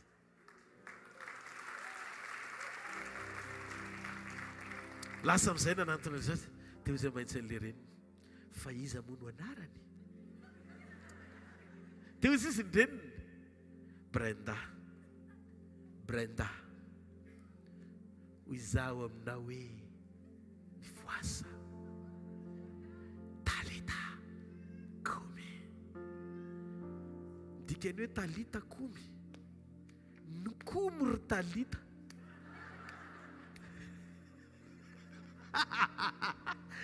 zany hoe zay fikomina rehetra mitady azona amin'ny fiainanao libéré amin'izay ohatry ny hevina kely izy dia nihiratra amin'ny masina wow halleluja alleluja velona Jesosy dia hitanareo amin'izay misy ny fiainana surnaturel tsy fahafahan'ny olona miaina n'le fomba hitondran'Andriamanitra aneken'le olona iova saina sy fo anokatra mivavany sy ampiasa mivavany amin'le antom-pisidlan'Andriamanitra azy mahatonga n'le olana ny ianao voamoka manaikitra tonga dia confessiana hoe cancer tumeur moka vota tena tompo ny olona mahita an'io hoe aingo diso toerana io tompoka tokony anjavona zany hoe nanatombo ary ianao tian'Andriamanitra ohatry ny manatombo zany ianao metry ny olona rehetra fa zao ohatry ny tsy mety aminao fotsiny izy dia lao esorina amboarina zany ny saina tsy panika be nisy olona eto androany maray nitahanao Andriamanitra ao anatin'ny fitombona miova toerana ianao aza mandoalika mba hitombo amin'ny zavatra hafa hiova toerana fa manekeza hitombo fotsiny dia le toerana mihitsy ny andefanao hoe tsy mety aminao ntsony eto dia jereo le zazakely vao mivoaka le zazakely tonga dia tsy le toerana nisy azy teo aloha ntsony ny toerana nisy azy vaovao ahoana mipetraka le izy hoy Jesosy ataovy ohatry ny fanaovako azy le fitenina ampianarina sy hitako nataonao ino no ataoko Jesosy lafiko ny teny eo am-bavako hoe maty raha zazavavy fa tsy maintsy sainiko hoe matory izy misy zavatra nandray tsy tiako hiainana tsy tiako hitoetra eo amin'ny fiainako toy ny hoe fantrana aretina olana karazana zavatra maro samihafa zay tsy tiako fa mba tiako esanao fa zao laviko ny amorona fanahiana sy olana atao anatiko eo amin'ny fiainako eo am-bavako ny eo am-bavako dia teny mpananganana teny fiainana ary le teny mpananganana ohatran'le parole de la résurrection zay nampiasainao tamin'ny Lazarosy sy tamin'ny hafa rehetra io no ampiasaiko satria io hitako no ataonao ka tokony ataoko koa teny mpanasitana teny mpanafana teny mpahavokarana teny mpamoronana satria ozy izy Jesosy ny zanaka tsy mahazo manao na inona na inona afa-tsy zay hitany ataony ray enoy tsy misy olona anankiray zany voky enoy tsy misy olona anankiray zany voky afa-po amin'ny hanina zay hohanina ka nindrana vavan'olona rehefa misakafo ianao dia zay miditra ao anatinao dia zay anokafanao ny vavanao ihany zay miditra ao akibonao janao ny zazakely rehefa ny amboaka izy dia misy tadipotra mampifandray izy amin'ny reniny dia ao ny sakafo mipita miditra ao anatiny fa rehefa mivoaka ny zaza dia miaraka amin'ny zazakely mivoaka ihany koa le tadipotra fa zao raha vao mivoaka izy dia tsy maintsy tapahana iny satria tsisy ifandraisany amin'ny reniny tsony anome anina azy fa manomboka mierikeriky ohatran'izao le zazakely nefa tsisy nampianatra satria mahalala izy fa manomboka izao ny vavany amin'izay ny amoky azy satria tsisy nampianatra azy hitadinony fa izy ihany manetsiketsika amin'ny vavany hoe aiza le zavatra manomboka mampiasa amin'ny vavany izy raha ianao zany teraka tsisy tadipotra dia ohatran'ny telefona sans fil zany tonga dia nisy wifi hatrany amboaka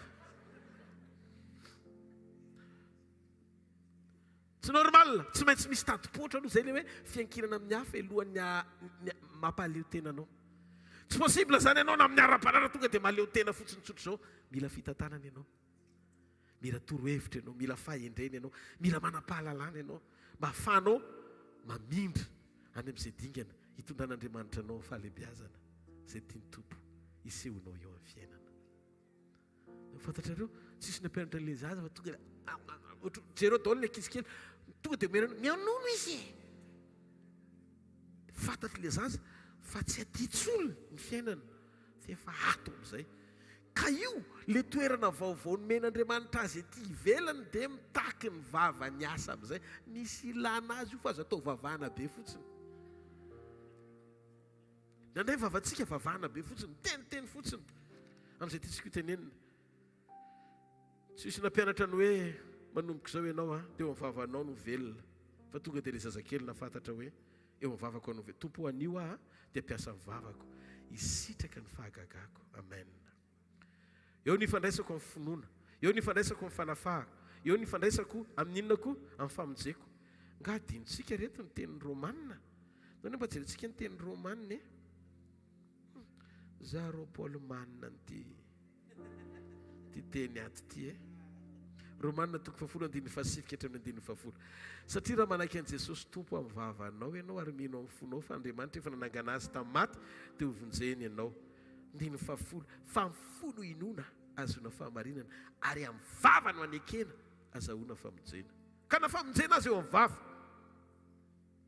ka nino zany famonjena rehetra ilainao eo amin'ny vavanao raha ny tokony hoe zany dia tsy misy fanoherana natao hitoetra nolonao zany rehefa miteny ianao ka miantso sy mivavaka ary mihika elo zao miantso impito elipa aminany teo tany tendrombohatry Karmela latsaka ny orana nanova ny fahamaino tonga orana mivatravatra ny antso ny Eli nampiasa amin'ny vavana izy za koa zao mino fa raha iantso ianao androany ao anaty fiombonana sy firaisana latabatra an' Jesosy dia izy fotoam-pahavokarana manomboka hitranga amin'izay mianaran' Jesosy le fahamainana tao amin'ny androny zanak'Israely tetona sy tapany iny ny lasa amin'nisy fahavokarana sy orana mivatravatra tampoka nanova ny natioran'ny vanim-potoana mihitsiny le vavany Eli ny baiko orana tanareo misy vanim-potoana indraindray ahitanao zany hoe tsy dia hita loatra zany ny biby rehefa ririnina zao ianao tsy dia mahita vitsika sy lalitra firy manontany teny fa nakaiza daholo arary zareo fa raha voaverina ny orana sy ny masoandro sy ny hafanana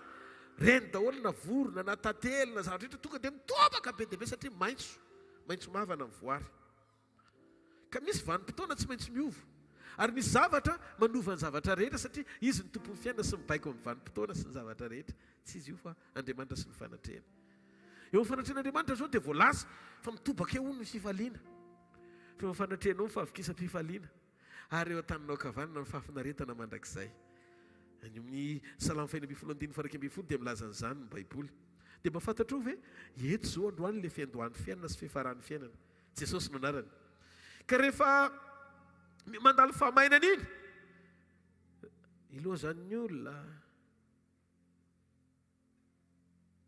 hitanao zany hoe tena tsy mandeha ny zavatra rehetra matsapatena ohatry voailiky zany malahelo hoe lava tsy hay hoe maninona zany fotra ny andro manjombona zany ny fiainanao be taraina satria ohatrany tsisy mandeha miloana ny zavatra rehetra tsotra le izy afaka io votonga fahavokarana zany fa zavatra anankiray ny ilain'Andriamanitra aminao mifikira amin'Andriamanitra mba antanio ny ery Job reny antanio Job avakeo mibokiny tamin'izy izy tena feno satria mpanankarena indrindra tany antsinanana teo daholo ny sakaizany rehetra kifetifety party tsy mijanona fa voana nomboka ny klosy ny fiainan'ny Joba tsy hita daholo lalitra sisa sakaizany. dia hozy izy Joba, ianao rery sisa tompo. Zay ny mahatsara ny dezera indray. Ny dezera tsy fotoana anomanina anao anona lolopo amin'ny olona zay nandao anao, fa ny dezera ilay ny fantohanao amin'ny fitondran'Andriamanitra sy ny tanany eo amin'ny fiainanao manokana. Zay mahatonga anao tsy misy antony tokony antotonao fony amin'izy amin'izy, satria ninona zavatra mitranga antaranao sy Andriamanitra daholo zany rehetrarehetra zany, fa tsy tokony hidiran'izaniza mihitsy. Amen sa tsy amen? Raha ianao mianatra mindoto fo amin'ny zavatra lalovana dia tsy handray lesona ianao amin'izay zavatra mitranga. Mahafinaritra mihitsy ny tenin'ny pasteur Nirina hoe atobaky ny lehibe amiko daholo sisy nefa ny fandehany tsy mitombo. Fa rehefa nandinika izy, expérience ilainy ihany izy ao anatina fitomboana, hiatrehany an'ilay asa tsara lavitra, satria tsy ilay karama ny motivation fa ilay fitomboana ananana fahatakarana ao anatin'ny fahalalana tsara. Misy zavatra azo notroana na any amin'ny dezera azy. Raha tsy mahina tsara ny tany amin'ny dezera, tsisy mbola ny zavatra azo vidiana tany dia mifandrombahan'ny olona satria mbola vita amin'ny vola ihany. Fa any amin'ny dezera mitondra dolara eran'ny arina fa ondana ny ilana azy satria tsisy zavatra vidiana satria tsisy épicerie. Zavatra miseho maina be ilay dezera, tsisy nininona vao nisokatra ny lanitra nandatsaka man'Andriamanitra. Dikan'izay ny ilaina ny dezera mba nahitana ny tanan'Andriamanitra mivantana. Fa ilay fiankinana tsy tafatoetra mahatonga anao tsy misitraka ny fisehoany eo amin'ny fiainanao. Ilainao mihoatra anytanyay ny fifakaitana amin'ny fahaiza-manaony hikasika ny zavatra rehetra momba ny fiainanao. Ataovy amen na mora eto kitsika aiza androany eto amin'ny fanatrehany. Noho izany ny zavatra misy eto, misy menu eto trehany eo amin'ny fanatrehany misy fahavokisa-pifaliana. Eo amin'ny fanatrehany misy fahafinaretana maharitra mandrakizay. Fahafinaretana mihoatra no fahavokisana vetivety. Ianao rehefa mihinan-kanina finaritra ery ianao fa vetivety ihany. Voky ianao dia tsy te-hihinana intsony. Dia rehefa avy sakafo be dia be izay mbola tobaka orinan'izay tsy misy fahafinaretana intsony satria tsy ilainao. Izany hoe ao anatin'ny filana zany ny fahafinareta-pahavokisana. Raha tsy mampitsahatra ianao mandrakizay nisy filana ny anarany. Fa mifanatrehan'Andriamanitra fahavokisa-pifaliana midika fitoba-pifaliana mitomandavana hatrany an-danitra satria fahafinaretana mandrakizay fa tsy fahafinaretana mandaly tsy mahareteka ao an'Andriamanitra. Ny zavatra azo ny filana omenanao fahafinaretana mandalo, filana mandalo raha tsy ilozana. Fa nomen'Andriamanitra anao mandrakizay. Ka androany maraina eto ny fanatrehan'Andriamanitra, ao anatinao ny fanatrehan'Andriamanitra, hovain'Andriamanitra ho fifaliana le ranomaso ity. Ary le fahafinaretana ho ampitoerina eo amin'ny fiainanao amin'izay satria tonga ny fotoana ijoroan'Andriamanitra hiaino sy hamalina ianao amin'ny zavatra rehetra. Rehefa maina ianao dia henonao zany hoe makina ny zavatra rehetra. Fa rehefa nanomboka ny totoka Joba nijery an'Andriamanitra, toy izy Andriamanitra, le famainana mandalo ho fenoko avy roeny, onerako avy roeny, fa hitako amin'izay fa niova ianao. Ka Andriamanitra nijery ny tao am-pony Joba sy tao am-bavany. Raha mbola menimeny ny Joba teto amin'ity vavany ty, ino fimonomononany nanamary tena. Za tena hitanao Andriamanitra fa tsisy mahatra nataoko tsinitsiny zany, kamboto mba napiko ihany, fa maninona ary any tratra azy zao. Nomeny tsiny Andriamanitra, nitabataba tamin'Andriamanitra teto. Izy koa Andriamanitra hoe ndre nitazana anao azy anako, ataovy taholy aloha, teneny taholy. Any amin'ny 42 izy tonga saina, tompo mifona aminao tena fandrenesana sofina ihany nandrenesako anao, fa zao misokatra amin'izay ny vision-ako. Wow, joro amin'izay Andriamanitra, fitsokatra amin'izao ny vision-ako. Noho izany kay tika iny zavatra tena tadiavinao amiko. Hatramin'izay atezitra tamin'ny Elifaza, itezitra tamin'ireo namako rehetrarehetra niaraka tamiko hatramin'izay, fa zao hifavaka ho andry zalako. Olona naneso anao, nanao tsinitsinina anao, olona niteny ratsy anao. Dia andanany mba jereo hoe nandohalika Joba. Raha io taio Elifaza tena mety Bildada tompo hovay ny fony. Mety nanao zavatra nampalahelo anao izy teo amin'ny fiainako, fa ny zavatra azoko antoka dia zao, mamindra fo aminy fona tompo fa maloto foko tamin'ny nataondry zareo fa alao ho atsoko ry zareo rehefa avy eo nanomboka nisokatra amin'ny masom-panahana dia ozy izy ny baiboly amin'ny andininy fasivika hatra amin'ny andininy fafolo noneran'Andriamanitra tsy niralentina mambavaka tsy nitonam-bavaka izy tompo taio a tompo aminaniko ny arabolako manomboka izao fa merena miloniny amin'ny zavatra rehetra manomboka izao non ny fahalebiazana mamindra toerana tsy saza ny tsobantsolo le fahamainana teo fa tena hitan'Andriamanitra hoe zany toe-po zany mendrika mbola igere zavatra double portion zany no ny teo aloha le teo aloha fotsy voafora fa le taorinan'le voafora avoroeny tendony antsika isaina ny Noa Noa olona araka ny sitrapon'Andriamanitra ny fony nanomana izy meny olona amin'ny andro atoandro be nanary manamboatra lakany eto sambo be eto Antananarivo akaiky ny rova Manjakamiadana ianao manamboatra sambo geza be aiza ny ranomasina hitondrano an'io satria raha gabarian'ny lakany ikopa kely loatra nefa izy geza be ny nasain'Andriamanitra natao fa nakatoy izy misy tony ny olona meno eo mitapy ianao fa tia vavaka loatra manatenan'Andriamanitra amin'ny zavatra tsy takatry ny saina fa nakatoy Noa kapa dia ozy izy ny baiboly ary Andriamanitra nahita fa tsisy olo marina ohatran'ny Noa teny ambonin'ny tany dia inona zavatra ny saina nitranga ny fanohanan'ny Noa manjary lasa tsy milalao no asy Andriamanitra raha ohatra ka tsy misokatra ny renirano any ambanin'ny tany sy ny varavaran'ny lanitra ndrotsaka rano be dia be amin'izay manao kilalao sambo kely Noa sy Andriamanitra fakatoavan'ny olona anankiray nantoboan'Andriamanitra ny tany na tonga izay meazy ny tazana ny fandrosoany lasa tobo rano ny tany mba afaka mitsingevana le rano eto Antananarivo satria tsy azo taritana any amin'ny province ka Andriamanitra miara milalao amin'ny olona manana toe-panaraka an'Andriamanitra satria dinga amin'ny fahalebiazana dia fanekena mibaiko n'Andriamanitra amin'izay zavatra tsy ekenao ary tsy takatry ny sainao nefa mpanoviny ianao tsy mahafaty ianao no mijoro amin'ny fahamarinana na be dia be raha ny olona mpangalatra pisoloky amin'izao tsy mahafaty ianao no mijoro amin'ny fahamasinana nalazain'ny olona hoe taraiky araha fa ny olona rehetra manao zavatra tsy mety nefa izy rery sisa no mijorojoro ao fa Noa izy rery sisa no mijoro fa tsy mampanina an'Andriamanitra fa raha misy voan'ny fahalebiazana hitany tao amin'ny Noa dia tsy andisy fanatenana ny Noa mandrakizay izy mahafantatra ao ve fa amin'ny fotoana hitahian'Andriamanitra ny Noa vitan'Andriamanitra nanokatra ny loharano lalina tany ambany tany velona daholo ary nisokatra koa ny lanitra ao anatin'ny 700 alina dobo zao tontolo zao mba azonao ve zany zavatra zany olona anankiray manaiky hijoro amin'ny fahalebiazana katohan'Andriamanitra ka ny atao hoe fahalebiazana tsy hoe fanananao osotra miaopapana be amindra tendrombohitra fa mifanekenao hijoro ao amin'ny sitrapon'Andriamanitra mba hotroniny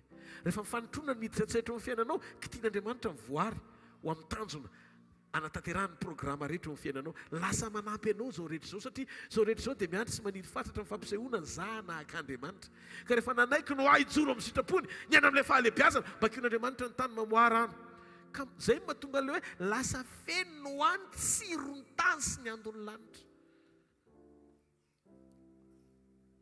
misy zavatra andrasan'Andriamanitra tamiko sy aminao mba miova amin'izay reto ndao hiova amin'izay ianao ve te hiady ao anatina onction amina toetra tsy mety ianao mihitsy ianao badenina be ianao am'izay satria anao miantory teny eto foana dia ianao le tenin'Andriamanitra miteny zany toe-tsainao zany le mahatonga tsy tena miseho manotrana dia isaky ny mihetsika rehefa ilan'Andriamanitra ihany ianao miprésent be tena ohatrany masina be satria ilan'Andriamanitra herinandro indray izy iny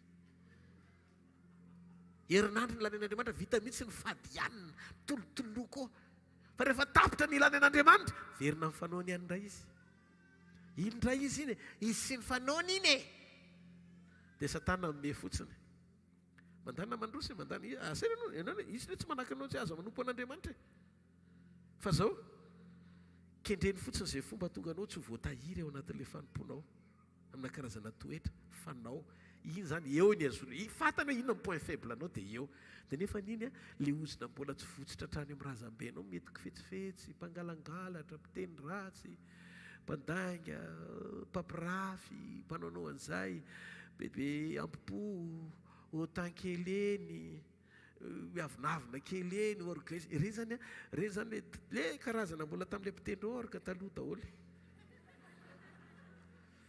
dia iny tsy manentinao teo anatin'Andriamanitra mba hoe sorona ao anatin'ilay fiombonana. Fa zao misy sorona mafana fobe ao an'Andriamanitra mafana ho an'ny tompo ho an'ny tompo ho an'ny tompo ho an'ny tompo ho an'ny tompo. Ho an'ny tompo. Fa ianao tsy an'ny tompo akory. Zay ilay ny teneniko omaly. Betsaka amintsika ny nandray an'i Jesosy tamin'ny famonjena. Fa vetsy anisa amintsika ny nametraka an'i Jesosy eo amin'ny toerana mahatompo azy eo amin'ny fiainantsika. Tsy ianao manana azy ny tanjona fa ianao tonga fananany. Saranga tsy maredeka ho an'Andriamanitra.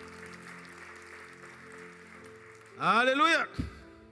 Alleluia sa tsy alleluia. Ao amin'ny alleluia ny herin'ny fandresenao. Ao amin'ny alleluia ny herin'ny antsonao. Ny alleluia dia tadio hitondra fanasanana ho anao, hitondra fahagagana ho anao, hanangana anao. Manome ihany vokatry ny lanitra hita maso ny alleluia. Ary za mino fa raha anao alleluia androany, tena alleluia. Mandrava sakana ny alleluia. Indrindra Jeriko dia rava tamin'ny iky fampiasana vava, orakoraka, fankalazana n'Andriamanitra. Hitanareo, le fankalazana io tsy hoe fankalazana mandrava sakana. Aloha tsy ataontsika an'izay. Fankalazana mandrava sakana. Tsisy mandrava sakana zany fankalazana. Tsy lenao miorakoraka akory. Mandana miorakoraka eo raha mioran'ny Jeriko zany ohatran'ny tia ny angezany azo andehandehanany eny amboniny. Ohatran'ny tia trampokon'olo tia ny angezany. Dika an'izay tsy hoe akory. Mandana ianao rindrina kely briky manify atsangany dia miorakoraka. Raha mirodana. Fa le orakoraka tena fankasitrana sy fanomezam-boninahitra n'Andriamanitra lalina ao anaty. Aminao sy Andriamanitra le orakoraka fa tsy hoe mba hahatonga le rindrina tsy misady reseny amin'le rindrina ho arodana le izy. Aleo aloha le zavatra aloha hazava tsara. Vokatry ny fo tena manaiky n'Andriamanitra le izy. Amen. Zany mahatonga Davida ny teny. Nanompo ny masoko ho eny amin'ny tendrombohitra. Avy aiza ny famonjena? Ny famonjena dia avy amin'ny Jehovah mpanao ny lanitra sy ny tany. Fanasitranana, fanafahana, vahaolana, famonjena. Jesosy Kristy avy any Nazareta no ilainao. Halleluia. Isaia 1:22 ka hatramin'ny 2:2. Mitsangana miazavava fa tonga ny fahazavanao. Ary ny voninahitry Jehovah miposaka aminao. Tonga ny fanafahana sy famonjenanao androany. Amin'ny anaran'i Jesosy. Raisy ny herin'Andriamanitra hikasikasy anafaka ray hamonjy anao amin'ny lafitenanao ray manontolo. Fahefana, fanapahana dia avy amin'Andriamanitra rery. Teteny hoe feno ny fiangonanao Andriamanitra. Fiangony zanakao tsirairay avy. Oko feno izy anapahatsapana ny asarobidiny fisian zany ao anatiny. Peterina tsy tonga saina hoe nanana an' Jesosy dia tsy nitsangana le malemy teo amin'ny vavadiny tsara endrika. Nanome lanja foana izy, ny volamena sy ny volafotsy, hoarina amin'ny fahafenoam-pahasoavana ahafahany mizary zany ho an'ny hafa. Aoka sitrana ny marary amin'izao fotoana izao. Aoka ny famantarana sy fahagagana hiasa mahery ao anaty fofeny fitsarana amin'ny fahatokinan'Andriamanitra tanteraka. Tsy tafatoetra eto ny herin'ny faharatsiana manomboka androany. Mila mihavana amin'i Jesosy fotsiny tsika fa tsika misitraka ny soa sy ny tsara rehetra avy aminy. Fa rehefa hiasa amin'ny fanamasina, anangana, anorona tsika, dia ho nofinofo ny fahararana tamin'ny lasa rehetra ary ho ahorona indray ny faharavana ela. Rehefa miverina mitompo ianao dia izy efa miverina taminao ela melona anao. Izy efa nanangana anao ho afaka tsy ho ambany zoga ny fahasimbana. Ary tadio hovainy ny zavatra rehetra. Za mahita ankonana voatandro any. Ary momba ny fiainanao ray manontolo koa tiako milaza aminao fa vitan'Andriamanitra no mikarakara ny antsipiriam-piainanao. Ndesika tsy hijery hoe inona ny tsy mety fa ndehantsika kalaza fandresena amin'ny lafiny rehetra satria efa nataon'i Jesosy tsika ho antsika izany. Efa nitsanga Jesosy. Mahagaga amin'ny fomba nitsanganany.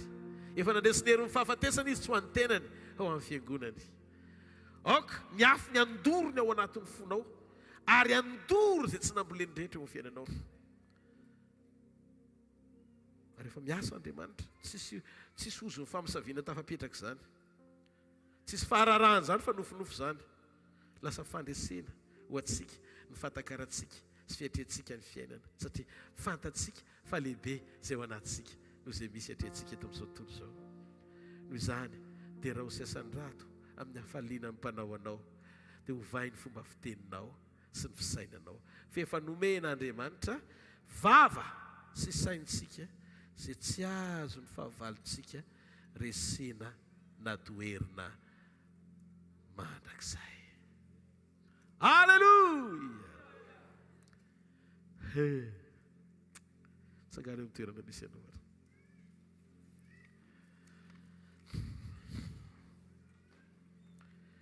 Jesosy eo tena misaotra ao anatin'ny école ny communion. Miteny foana ianao ary miteny fiainana, manaitra anay, mampitsoro anay ho karazan'olona araka ny sitraponao. Ndreto izay rehetra Andriamanitra tena miompo-po tanteraka aminao anatin'ny communion. Jesosy tena mila anao ny fiainanay.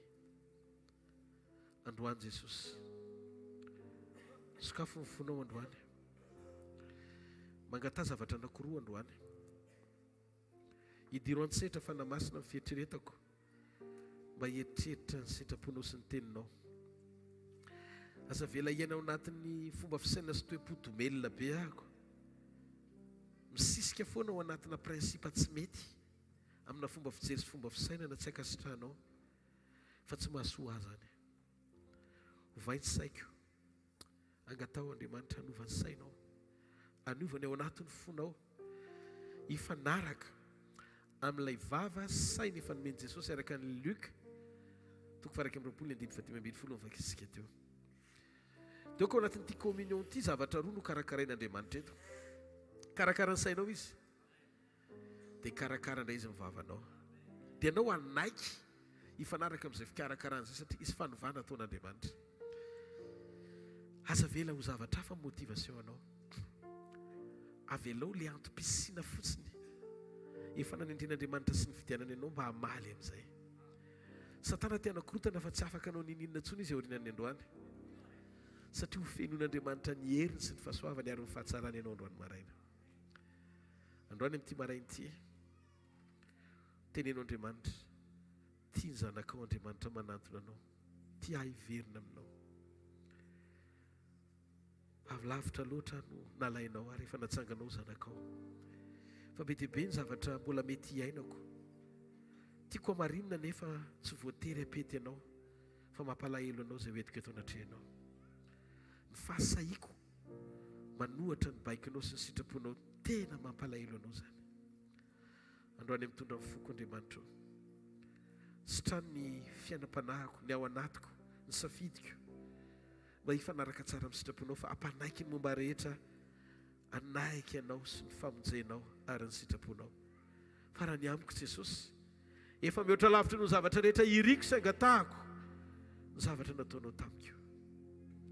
Androany mitondra ny foko amin'ny fofeny fisaona sy fankasitrahana manaiky ho sitrano ny teninao indray androany mba ho afaka amin'ny fanamelohana rehetra, ho afaka amin'ireo karazan-javatra mihazona rehetra sy ho tamora mahazo ahy. Ilaiko ny ranao sarobidy anadio ahy. Antsoiny rahan Jesosy, anadio ny aty fananao sy ny fietreretanao, ny sainao sy ny fonao, atonga ny fomba fiteninao hifanaraka amin'izay zavatra andrasan'Andriamanitra. Délivrance faran'izay enjana indrindra, tsy maty mitsangana fa fiovam-po. Satria io misy safidy mihazona amin'ny mahatonga an'Andriamanitra tsy afaka hanatanteraka an'ilay izy. Fa rehefa sokafanao ny safidy ny fonao androany, tena omenao an'Andriamanitra tanteraka. Dia ho hitanao fa tsy sarotra amin'Andriamanitra le fahasarotana atrehanao fa ho amorainy ny zavatra rehetra. Teny tokana dia ampy anovany zavatra rehetra rehefa mety ianao. Teneno Andriamanitra androany, tia Jesosy io, ampanekeko ny safidiko sy ny foko anaiky ny sitraponao. Misy zavatra mahazatra anao zay, mora mitsara zay ianao, mora mijery vilana ny zavatra rehetra, mora miteniteny foana indraindray, ao an-trano miteny mandratra foana ny aloky ny vavanao, na ny fisainanao zany, na ny fijerinao zany. Tsisy mifanaraka amin'izay zavatra ndrasan'i Jesosy fa masika loatra ianao. Mety efa fahazaranao le izy, fa mba miangavy miovay ianao. Tiako fantatry indray aman-dreny rehetra fa mba notaniony ny zanakareo tsy vola ny ilainy aminao fa fitiavana. Tsy zavatra mahasolo fitiavana zany. Mangata amin'Andriamanitra fa be dia be ny rahatrapo ao tokantrano. Tsy vokatry ny hoe satria tsy ampy ny zavatra ilaina loatra fa vokatry ny ratra ampitainany amin'ny ankizy. Manenena ny ray aman-dreny raha manana an'izany, ary ny zanaka koa tokony hijoro sy halala lanja ny fitiavan'ny ray aman-dreniny. Tsy teto an-taninareo raha tsy nisy any dada sy neny koa manajà ray aman-drenina amin'ny fomba fitenina, amin'ny fomba fisainana. Fa rehefa manomboka mpanekenao an'izany famarinana izany ny ao anatinao, za teteny aminao ho amboarin'Andriamanitra io fiainana io, ary hanokatra ny lalàn'Andriamanitra anao zavatra tsy takatry ny sain'Andriamanitra. Tsy ianao io mihitsy nitomany na hijaly an'izany atao fiainam-piankonana izany, fa ataon'Andriamanitra lanitra kely eto amin'ity tany ity ny tokantranonareo menakavy kely. Esory ireo otamora mahazo rehetra, atataonao eo atapintohan'ny ankonanao falitompo hitondran-tena, atataonao eo atapintohan'ny ankonanao fomba fijery diso ao anatina fitsarana tsy marina fa nendrikendrena be dia be.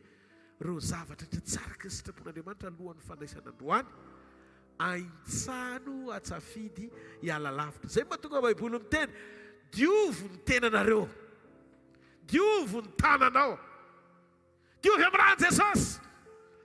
Jesosy manome ny rano disponible ho vonona ahafahanao midio.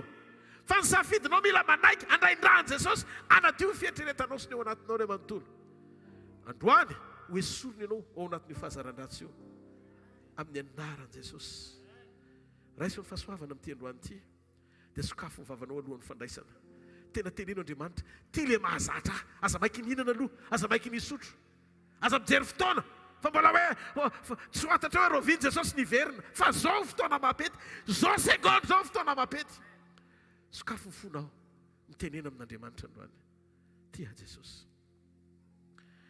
Reto zavatra reto tena tsy araka ny sitraponao mihitsy. Fantatro fa nampandeferiko foana ianao hatramin'izay.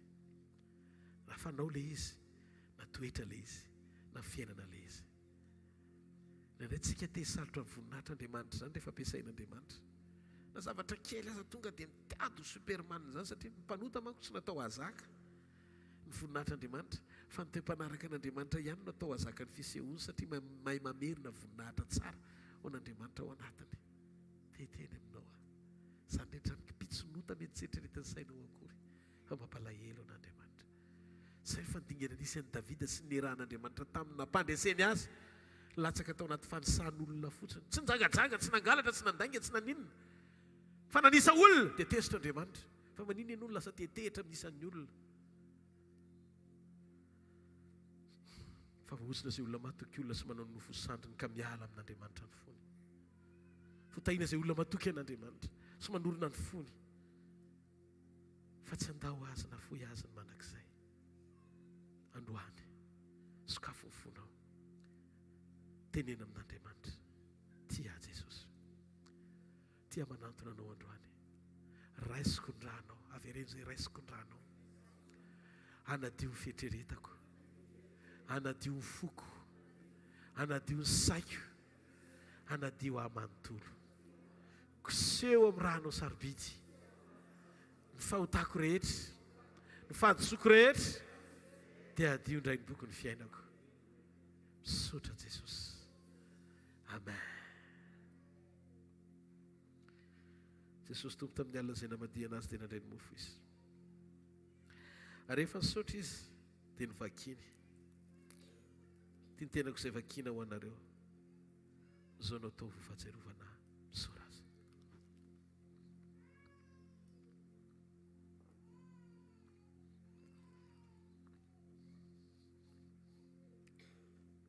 Tahaka izany koa ny ranom-boaloboka manambara sy maneho ny firaisantsika amin'Andriamanitra. Fanahy amin'ny famelan-keloka feno izay nomeny antsika. Tia ny fanekena vaovao sady mandrakizay izay nalatsako anareo famelana ny fahotanareo. Ka anao vinanao vinonareo mihinana mofo sy misotro kapoaka dia manambara nahafatesako mandra-piaviko. Ndao tsika hisaotra azy ny amin'izany. Voavelany eloko isika.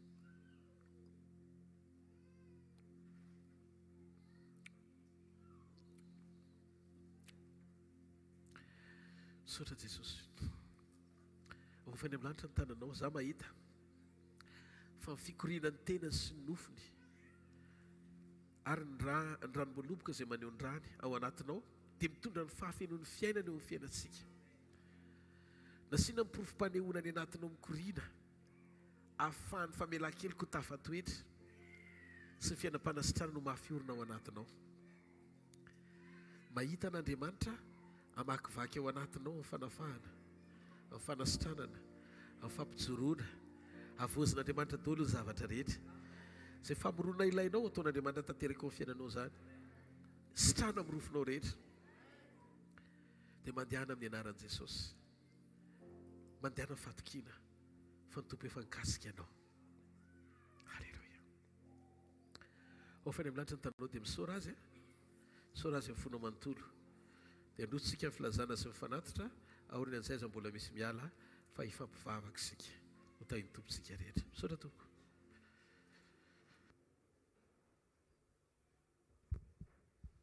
Alléluia. Alléluia. Tonga amin'ny fotoanan'ny fanatazana ny fanatitra sy ny ampahafolo-karena ary izay rehetra fonao an'ny asan'Andriamanitra tsika. Misaotra an'i Jesosy fa vita soamantsara ny fotoana androany ny programantsika manomboka latsinainy talata larobia dia misy ny sekoly. Latsinainy maraina sekoly famahana olana. Ao amin'ny Super U Analakely eo ampitan'ny Rabe Arivelo, ao amin'ny Riana faharoa manomboka amin'ny 7 hatramin'ny 8 sasany. Talata sekoly fanasitranana ao amin'ny toerana io ihany amin'ny 7 hatramin'ny 8 sasany. Ary larobia sekoly fitahipanasy fanambinan toetra. Super U Analakely amin'ny 7 ora ka hatramin'ny 9 azafady.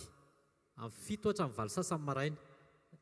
Hatramin'ny 9 azafady indrindra tompoko. Ao amin'ny Super U Analakely. Amin'ny zomatsika dia miverina eto ihany zoma fanotronana amin'ny 4 ora. Ary amin'ny sabotsy takan'ny androany dia eto amin'ny trampokin'olona Analakely manomboka amin'ny 7 ora maraina. Ny filazana dia ny ekipa radio dia manao an'izao antso zao misy an'ilay projet hoe andika baiboly atao tenenina ilay izy dia mangataka lehilahy, tsy ampy lehilahy zany. Anao an'ilay feo an-dehilahy, fa mila feo an-dehilahy dia raha ohatra ianao hoe tsapanao hoe teanao an'izay tsy voatery hoe tsara feo na fa misy fianaranao dia afaka manantona ny pasteur Njiva sy na i pasteur Ihaja. Afaka manantona an'zareo ianao vita ny fotoana eto dia fampiresaka kely amin'zareo dia horaisiny ry zareo ny fanofanana sy ny firesahana mahakasika izay. Ankoatran'izay ny radio antsika FM 90.8 eto Antananarivo dia mandeha 24 heures sur 24 dia misy ny atao hoe komity angamba ny azo ilazana azy olona izay mihaino eraky ny faritra rehetrarehetra erana Antananarivo fa raha sendra tsy mahazo an'ilay onjam-peo ny amin'ny faritra misy anao dia iangaviana nantona ny Tatou Berman natsangana kely ny tanana laza fady manantona anazy manao retour mandefa retour any aminazy hoe zay ary amin'ny faritra ohatran'izao misy ohatran'izao tsy mahazo na somary mafy loatra na amen zany dia mandefa retour any aminazy. Croisade any Majunga 13, 14, 15 oktobra ho avy izao. Dia mila miomantsika tsirairay avy satria fotoana anisan'ny fotoana lehibe io izay ahafahantsika mitory sy mampiombona kristianina ho amin'ny tanjona famonjem-panahy sy ilay toetra ahafantaran'i Jesosy antsika tsirairay avy. Ao aorianan'izao fotoan'izao dia mijanona daholo ny isa-tsampana ho amin'ny fivoriana mba manomana an'izay fanomanana ny croisade izay any Majunga izay amin'ny 13, 14 ary 15 oktobra ho avy izao. Alléluia. Ny ankoatran'izay ny vidéo koa maly nanao annonce hoe mba mila bandy hono zareo ohatran'ny tsy ampy.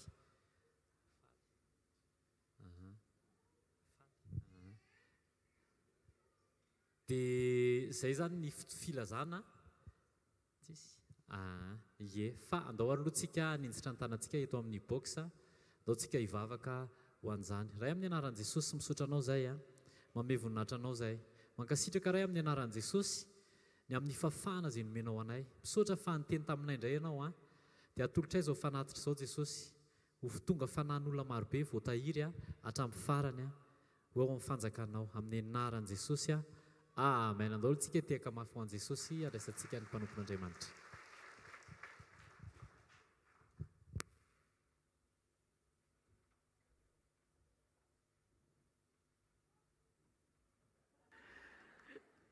Alléluia. Ataontsika hitsangana eo toerana misy atsika ary. Alléluia. Misy vida silence kely. Fa ina ny anton'le izy? Manao zavatra Andriamanitra. Amen. Ao anaty fanginana mantsy ny tombon'ny hery. Ry zany tsy possible ny herinao tsy hitombo satria olo fanginana ianao. Le fanginana mandefitra. Le fanginana midika fandeferana. Io karazarazana toetra rehetra tenenin'Andriamanitra io zany miara-miasa aminy daholo. Miara-miasa amin'io Andriamanitra.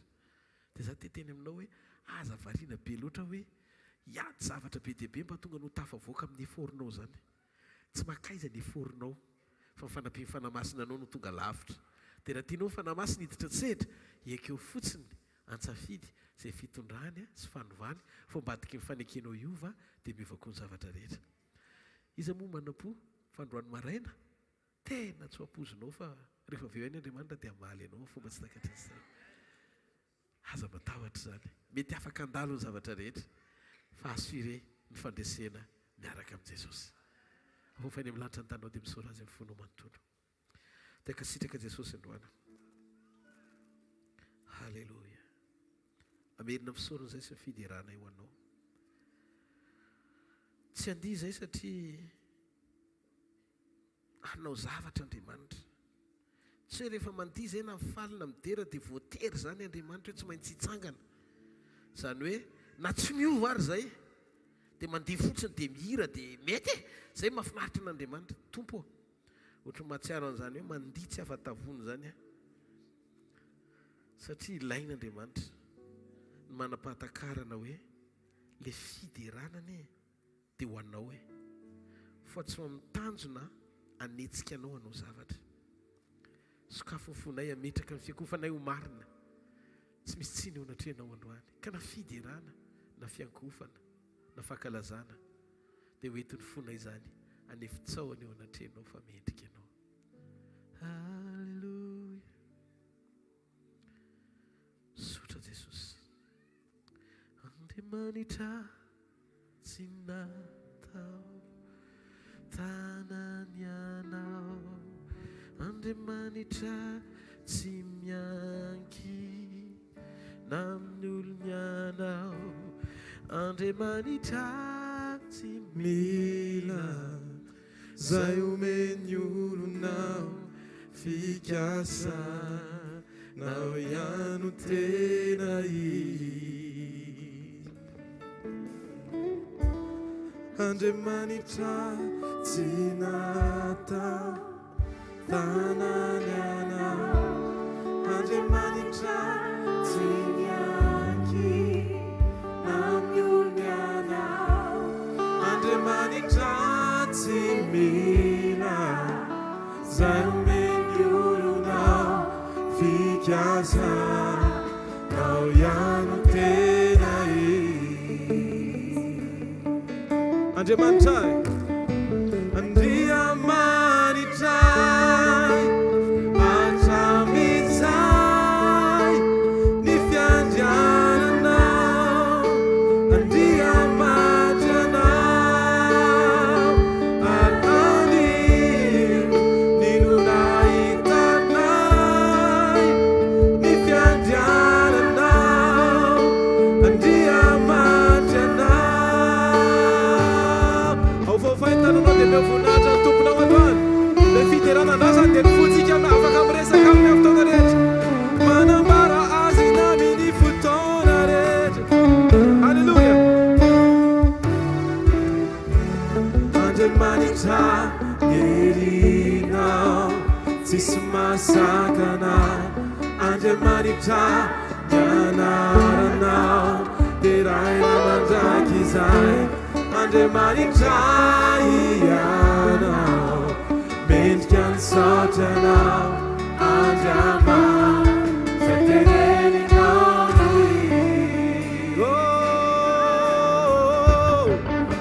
Andriamanitra atramizay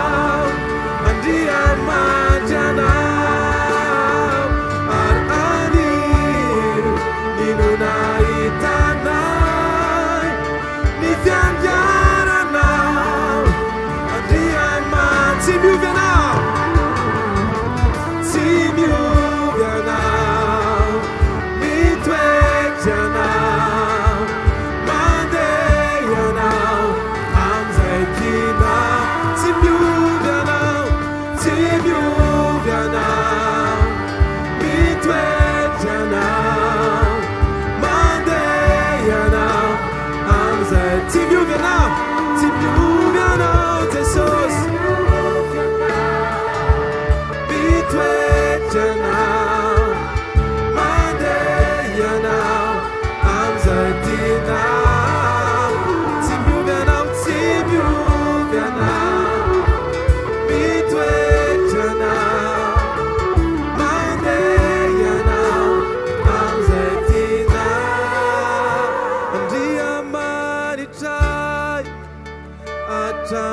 Atamizai ni fiandiananao, andiamantianao, ari andiu ninunaitanai ni fiandiananao, andiamantianao, diamantai, andiamanitai, atamizai.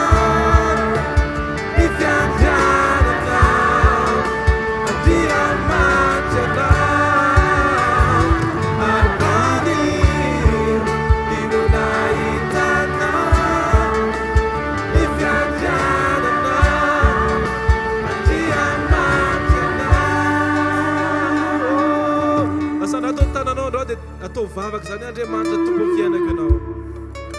Tsy miovy anao tompo, mitoetra anao.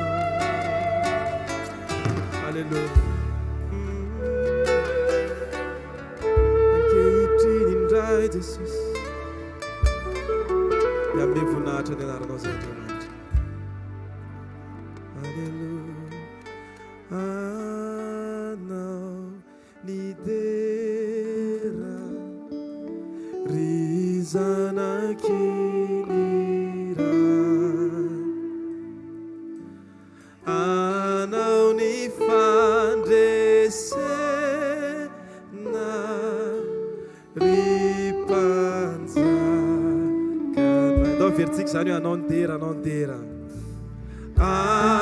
Anao ni dera rizanakinira, anao ni fandresena, anao ni fandresena ripanjakana. Ni fasana ni voa, ni fasana ni voa, nuni erina. Ni anarano tsy toa, ni anarano tsy toa, tsy voata. Ataovy mafy nika anao androany deran'Andriamanitra, anao ny dera. Anao ny dera rizanakinira, anao ny fandresena,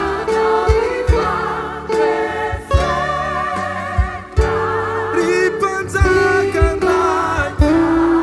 Anao ny dera, meu azy ny dera androany, anao ny dera.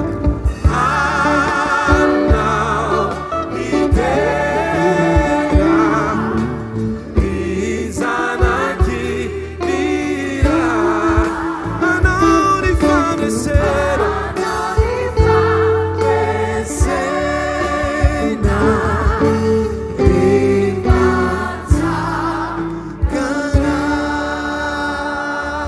Tsika iorakoraka mafy hoany Jesosy e, izy lay mpandresy e.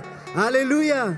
Ilantsika hoe Jehova ô dia rainay mandrakizay a ny anaranao. Amen.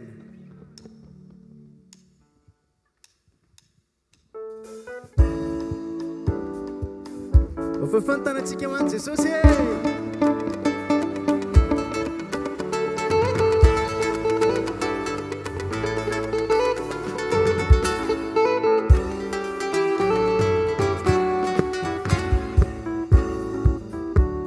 Jehova ô dia rainay ianao, Jehova dia rainay ianao, ankalaza ny andaranao, izao faranayo mandrakiza faranayo averitsikaina Jehova otirana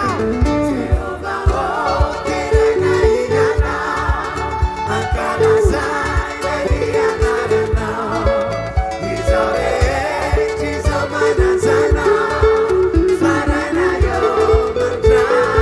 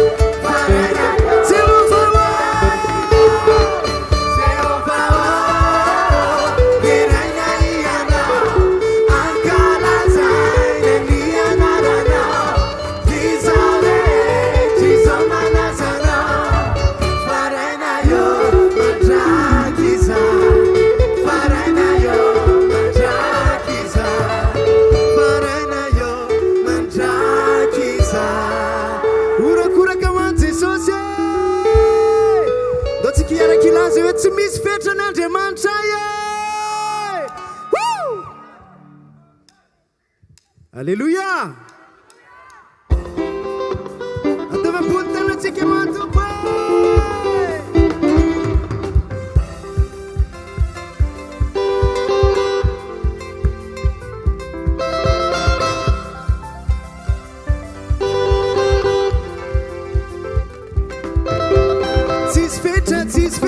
si fecha nende manchema manon sabadeta mituera mamua fuza si menjera satstana targeta si misfecha re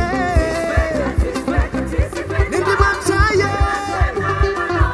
mituera zara oh targeta itanu vala que si manusu wala que Zakako, Ampicano in fai fago, Itaru vala que, Simanusu ala que, Velaru fata Zakako, Ampicano in fai fago, I salete again.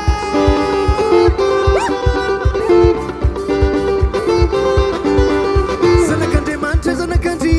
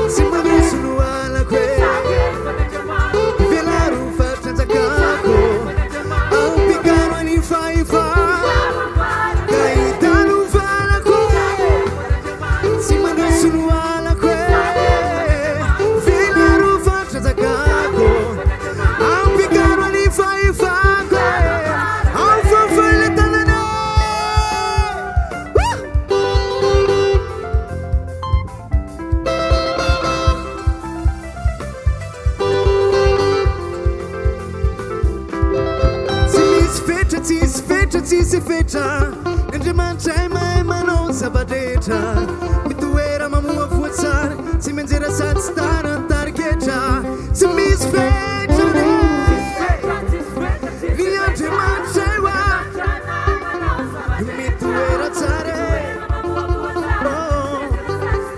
tariketra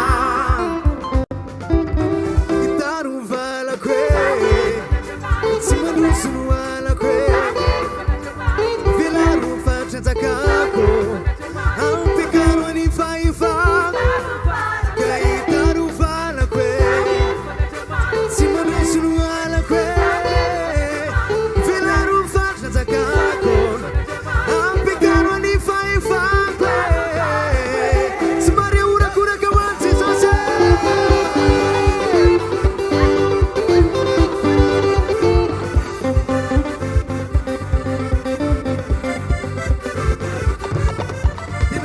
Sabotsy mitazana anatatra anao fompiazany mihetsiketsika anao fa sao de tare mihetsiketsika mamoa voatsara zanaka tsy manao tsinitsina mena zay mampina fa tsy manina andriamanitra tsy tafina andriamanitra tsy tafesifese itaro valakwe tsy manosolo ala kwe vilaro fatra zakako ampekano ny faifa kahitaro vala kwe tsy manosolo ala kwe vilaro fatra zakako ampekano ny faifa kwe yademiana mtiaka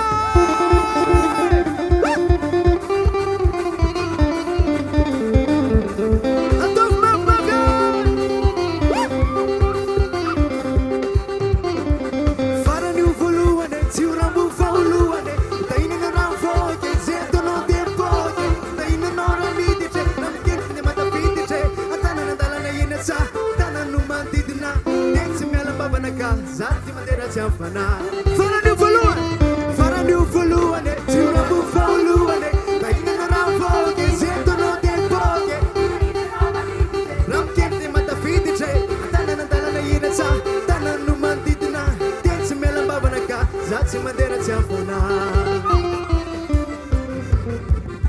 itaru vala kwe simani sunuala kwe velaru fatra zakako ampekano ni faifa kaitaru vala kwe simani sunuala kwe velaru fatra zakako ampekano ni faifa kwe urakura kawansi sose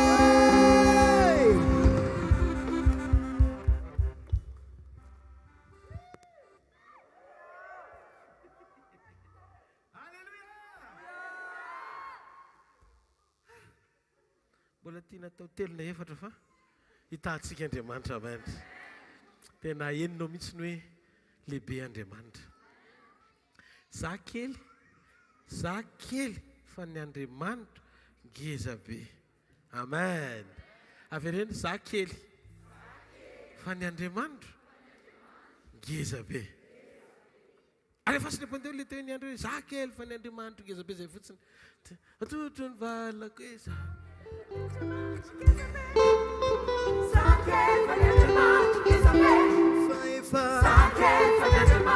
Itaru vala kwe Simanusunu ala kwe Velaru fatra zakako Ampekano ni faifa kwe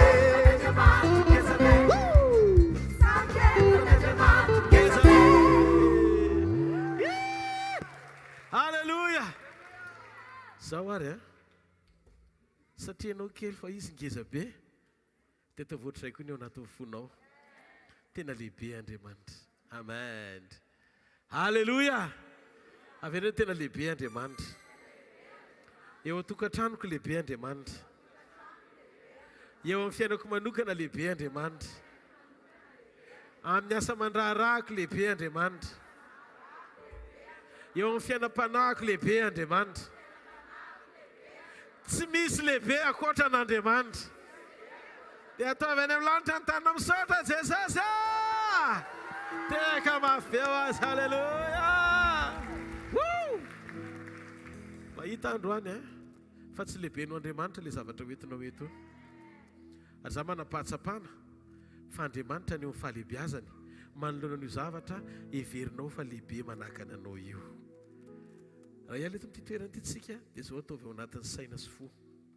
Tsy vao miala eto ianao dia tonga dia milamindamina. Ohatra ny fanaperiny ery ilay tafavoaka tao Egypte zany. Tsy nietreritra zareo handalo hevitra. Fozy Andriamanitra hoe ny sekoly présentation any anefitra fa kanana natao an'ny olona efa zatra miaraka amiko. Alleluia. Mahitanao any kanana ahako satria manazatra anao Andriamanitra ao anatin'ilay zava-tsarotra atrehanao io anapahatsapana hoe tafavoaka ianao. Hitanareo raha vao malaina ny tombo zany ny zaza dia tsy maintsy didina ny amoahana azy eo. Mianao avy ianareo?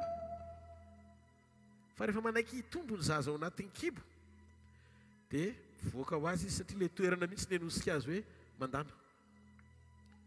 Ka mahita olona androany tsy lany andro eo amin'ilay toerana tsy mety mitombo mihitsy fa monomonona foana. Fa tafiditra ao anatin'ilay toeram-pitomboana atosiky ny toerana hivoaka amin'izay. Ninona toerana misy ianao androany dia fanomboana eo. Fa ny fiafarana dia tsara lavitra noho eo. Ary za mahita manomboka androany fa ireo karazana fahatsaran'Andriamanitra misesy. Anomboka ao ataon'Andriamanitra daholo ny katalogo ny fanafahana, fampijoroana, fahagagana, fanovampiainana, famatsiana mahagaga, fampahitana fity, lalana misokatra. Halleluja. Fisandratana, fisorotana, ho maro be ny olona anan-javatra ho zaraina fa tena niasa teo amin'ny fiainan'ny Andriamanitra. Raha ianao izay olo izay dia tiako ianao dia tarina mafiteo an'Andriamanitra. Halleluja. Avoafainy amin'ny lanitra ary tanao dia misaoran'i Jesosy amin'ny fonao manontolo. Tena makasitraka anao izay Jesosy. Misaotra ny amin'ny fotoana androany, misaotra ny amin'ny famanginao. Inoko fa isaky ny fanatrenao dia misy zavatra ataonao foana. Misy zavatra ny indray tsy voatery ho voarefinay. Efikasianao ny fiainanay. Halleluja.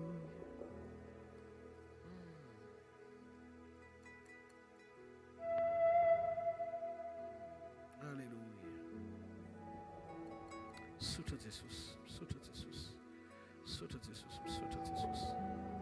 Mandre heriny afaka zao. Misy heriny olona vony heriny eto fa afaka. Heriny fotsiny le feo reko misy heriny misy Jesosy nafahana androany. Halleluja. Za tsy mbola mpitsoro vavolombelona anao aloha fa mandana mody dia jereo ilay izy fa tsy otsony. Amin'ny anaran'i Jesosy Kristy avy any Nazareta.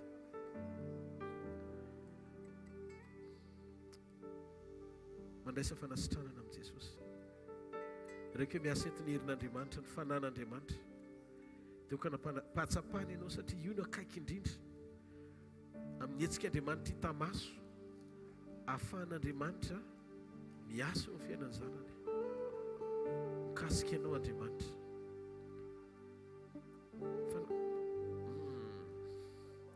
Miteny amiko Andriamanitra hoe ianao mihitsy no mba tiany amin'izay nonona fiainana fa tsy hoe pastera rery. Tiany ianao nonona fiainana. Tonono fiainana eo amin'ny fiainanao zao. Sokafo ny vavanao. Tsy le vava omaly, tsy le vava vao talohan'ny toroteny tsony io fa vava vaovao. Efa nomeko saina sy vava ianao izy Jesosy. Tsy azo ny fahavalivaliana zany fa manaiky ianao ilay fanasitranana. Alleluia. Manaiky ianao eo aretiny io fa teneno baikio amin'ny anaran'i Jesosy. Misy fiainana. Misy fiainana eo amin'ny maso tsy mahita. Na tsy mahita tsara na tsy mahita mihitsy. Misy fiainana eo amin'ny sofina marenina na sofina tsetsina.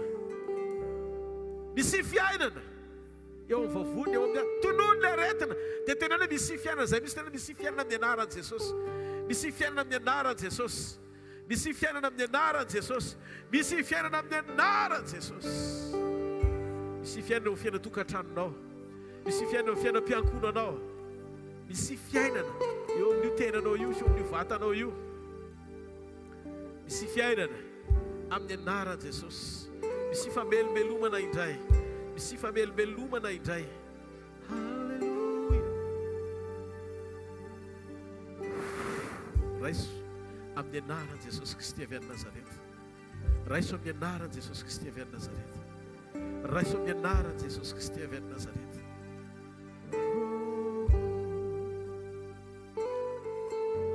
Halleluja. Manboa vavaka sokafo ny vavanao, sokafo ny vavanao. Aza miteny moramora, aza miteny moramora fa ilaina ny vavanao miteny androany. Mianara tsy miaineo kaikinao fa anaty fifatohana. Mitenena mafy, mitenena mafy.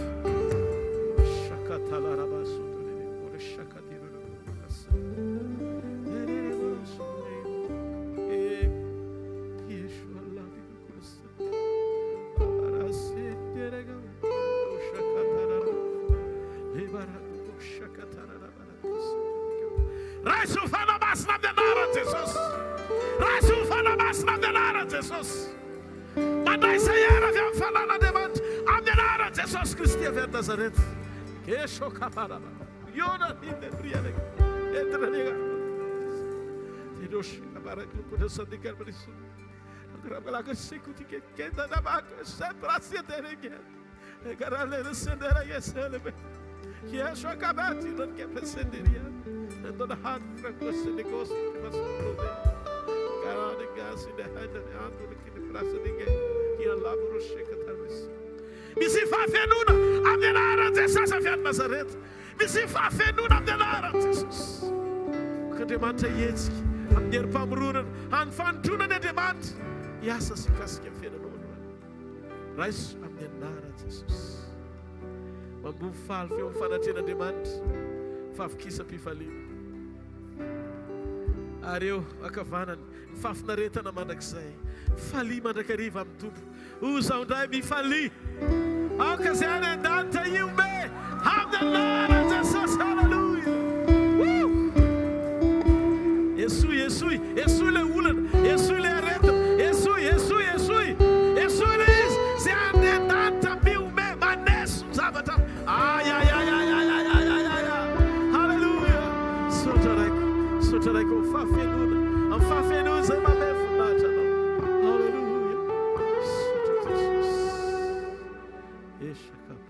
Tira da corica renda la haco sempre sotili leta via coscia capra le che ti basi hebra che si talaga brava che si ti che prasi leta ma vono connecter l'autre zavati tamas connecter l'autre zavati tamas mi stakel o fanamas mi stakel de mi tiro fanamas mi tiro na tu fanamas no mas non zavati tamas l'autre mileno manukata masno manay kuskafa fana masna ifakaita am'izay hitan'Andriamanitra midiro ny fana sokafo fonao midiro ny fana masina ianao ako mamy ny herin'Andriamanitra mamy fafeno ny fana masina egalavaseno ny kakavarakosetana amorokoseto ny kamasena allora ancora il Signore Yeshu alariore seneria che valia rabasendoro Rehamat che por imbarazzante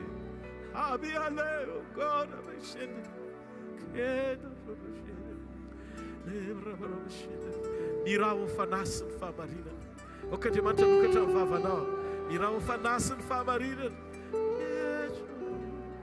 che cavare su delle che va come scende la luce che alla e lo sentiere di io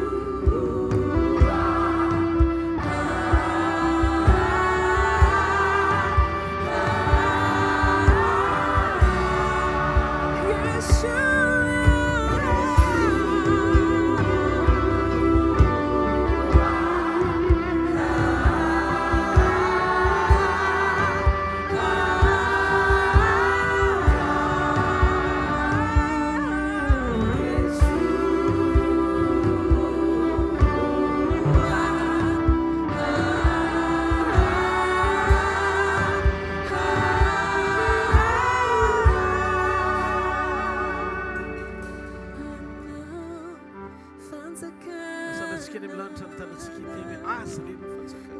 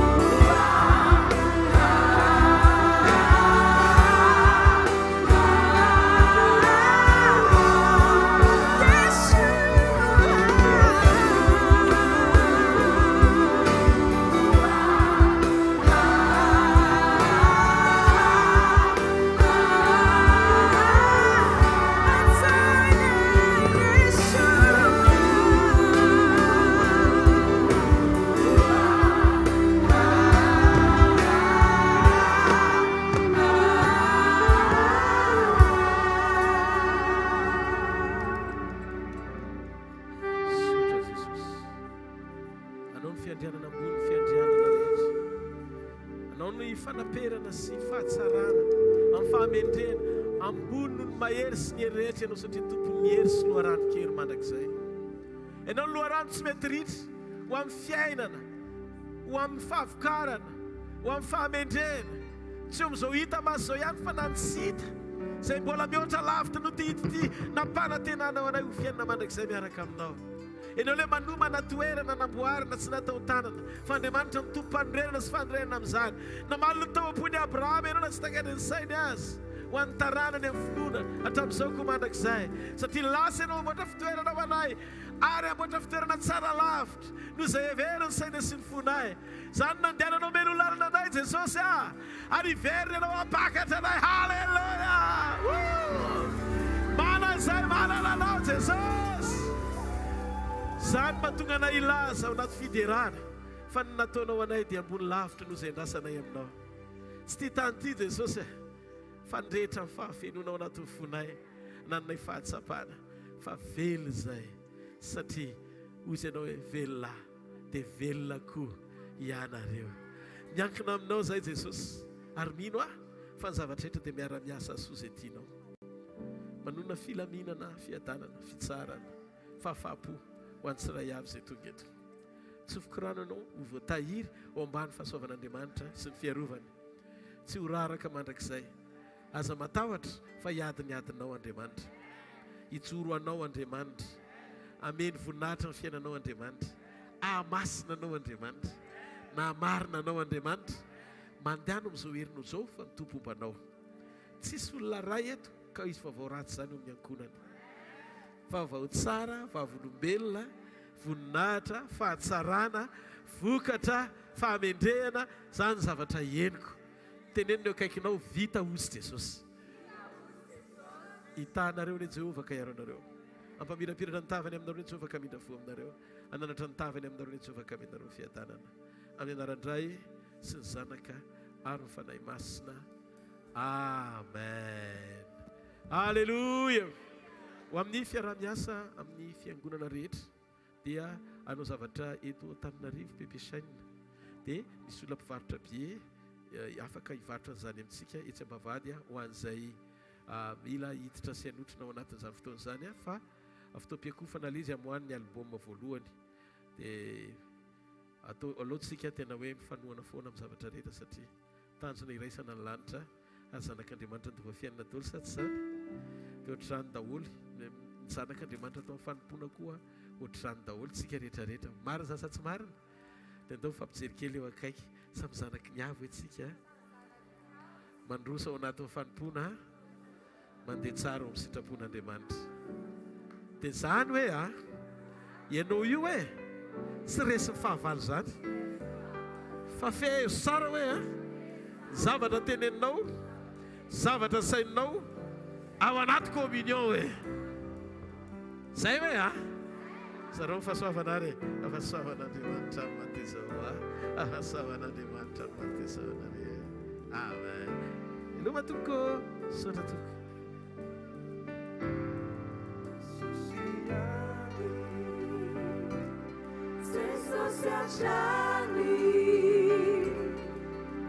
Se o for na me fana tem na curva eu ia andar quero ir a fitar na cu mapaera em Bahia na cu se só se va tu lá vieri tu se só se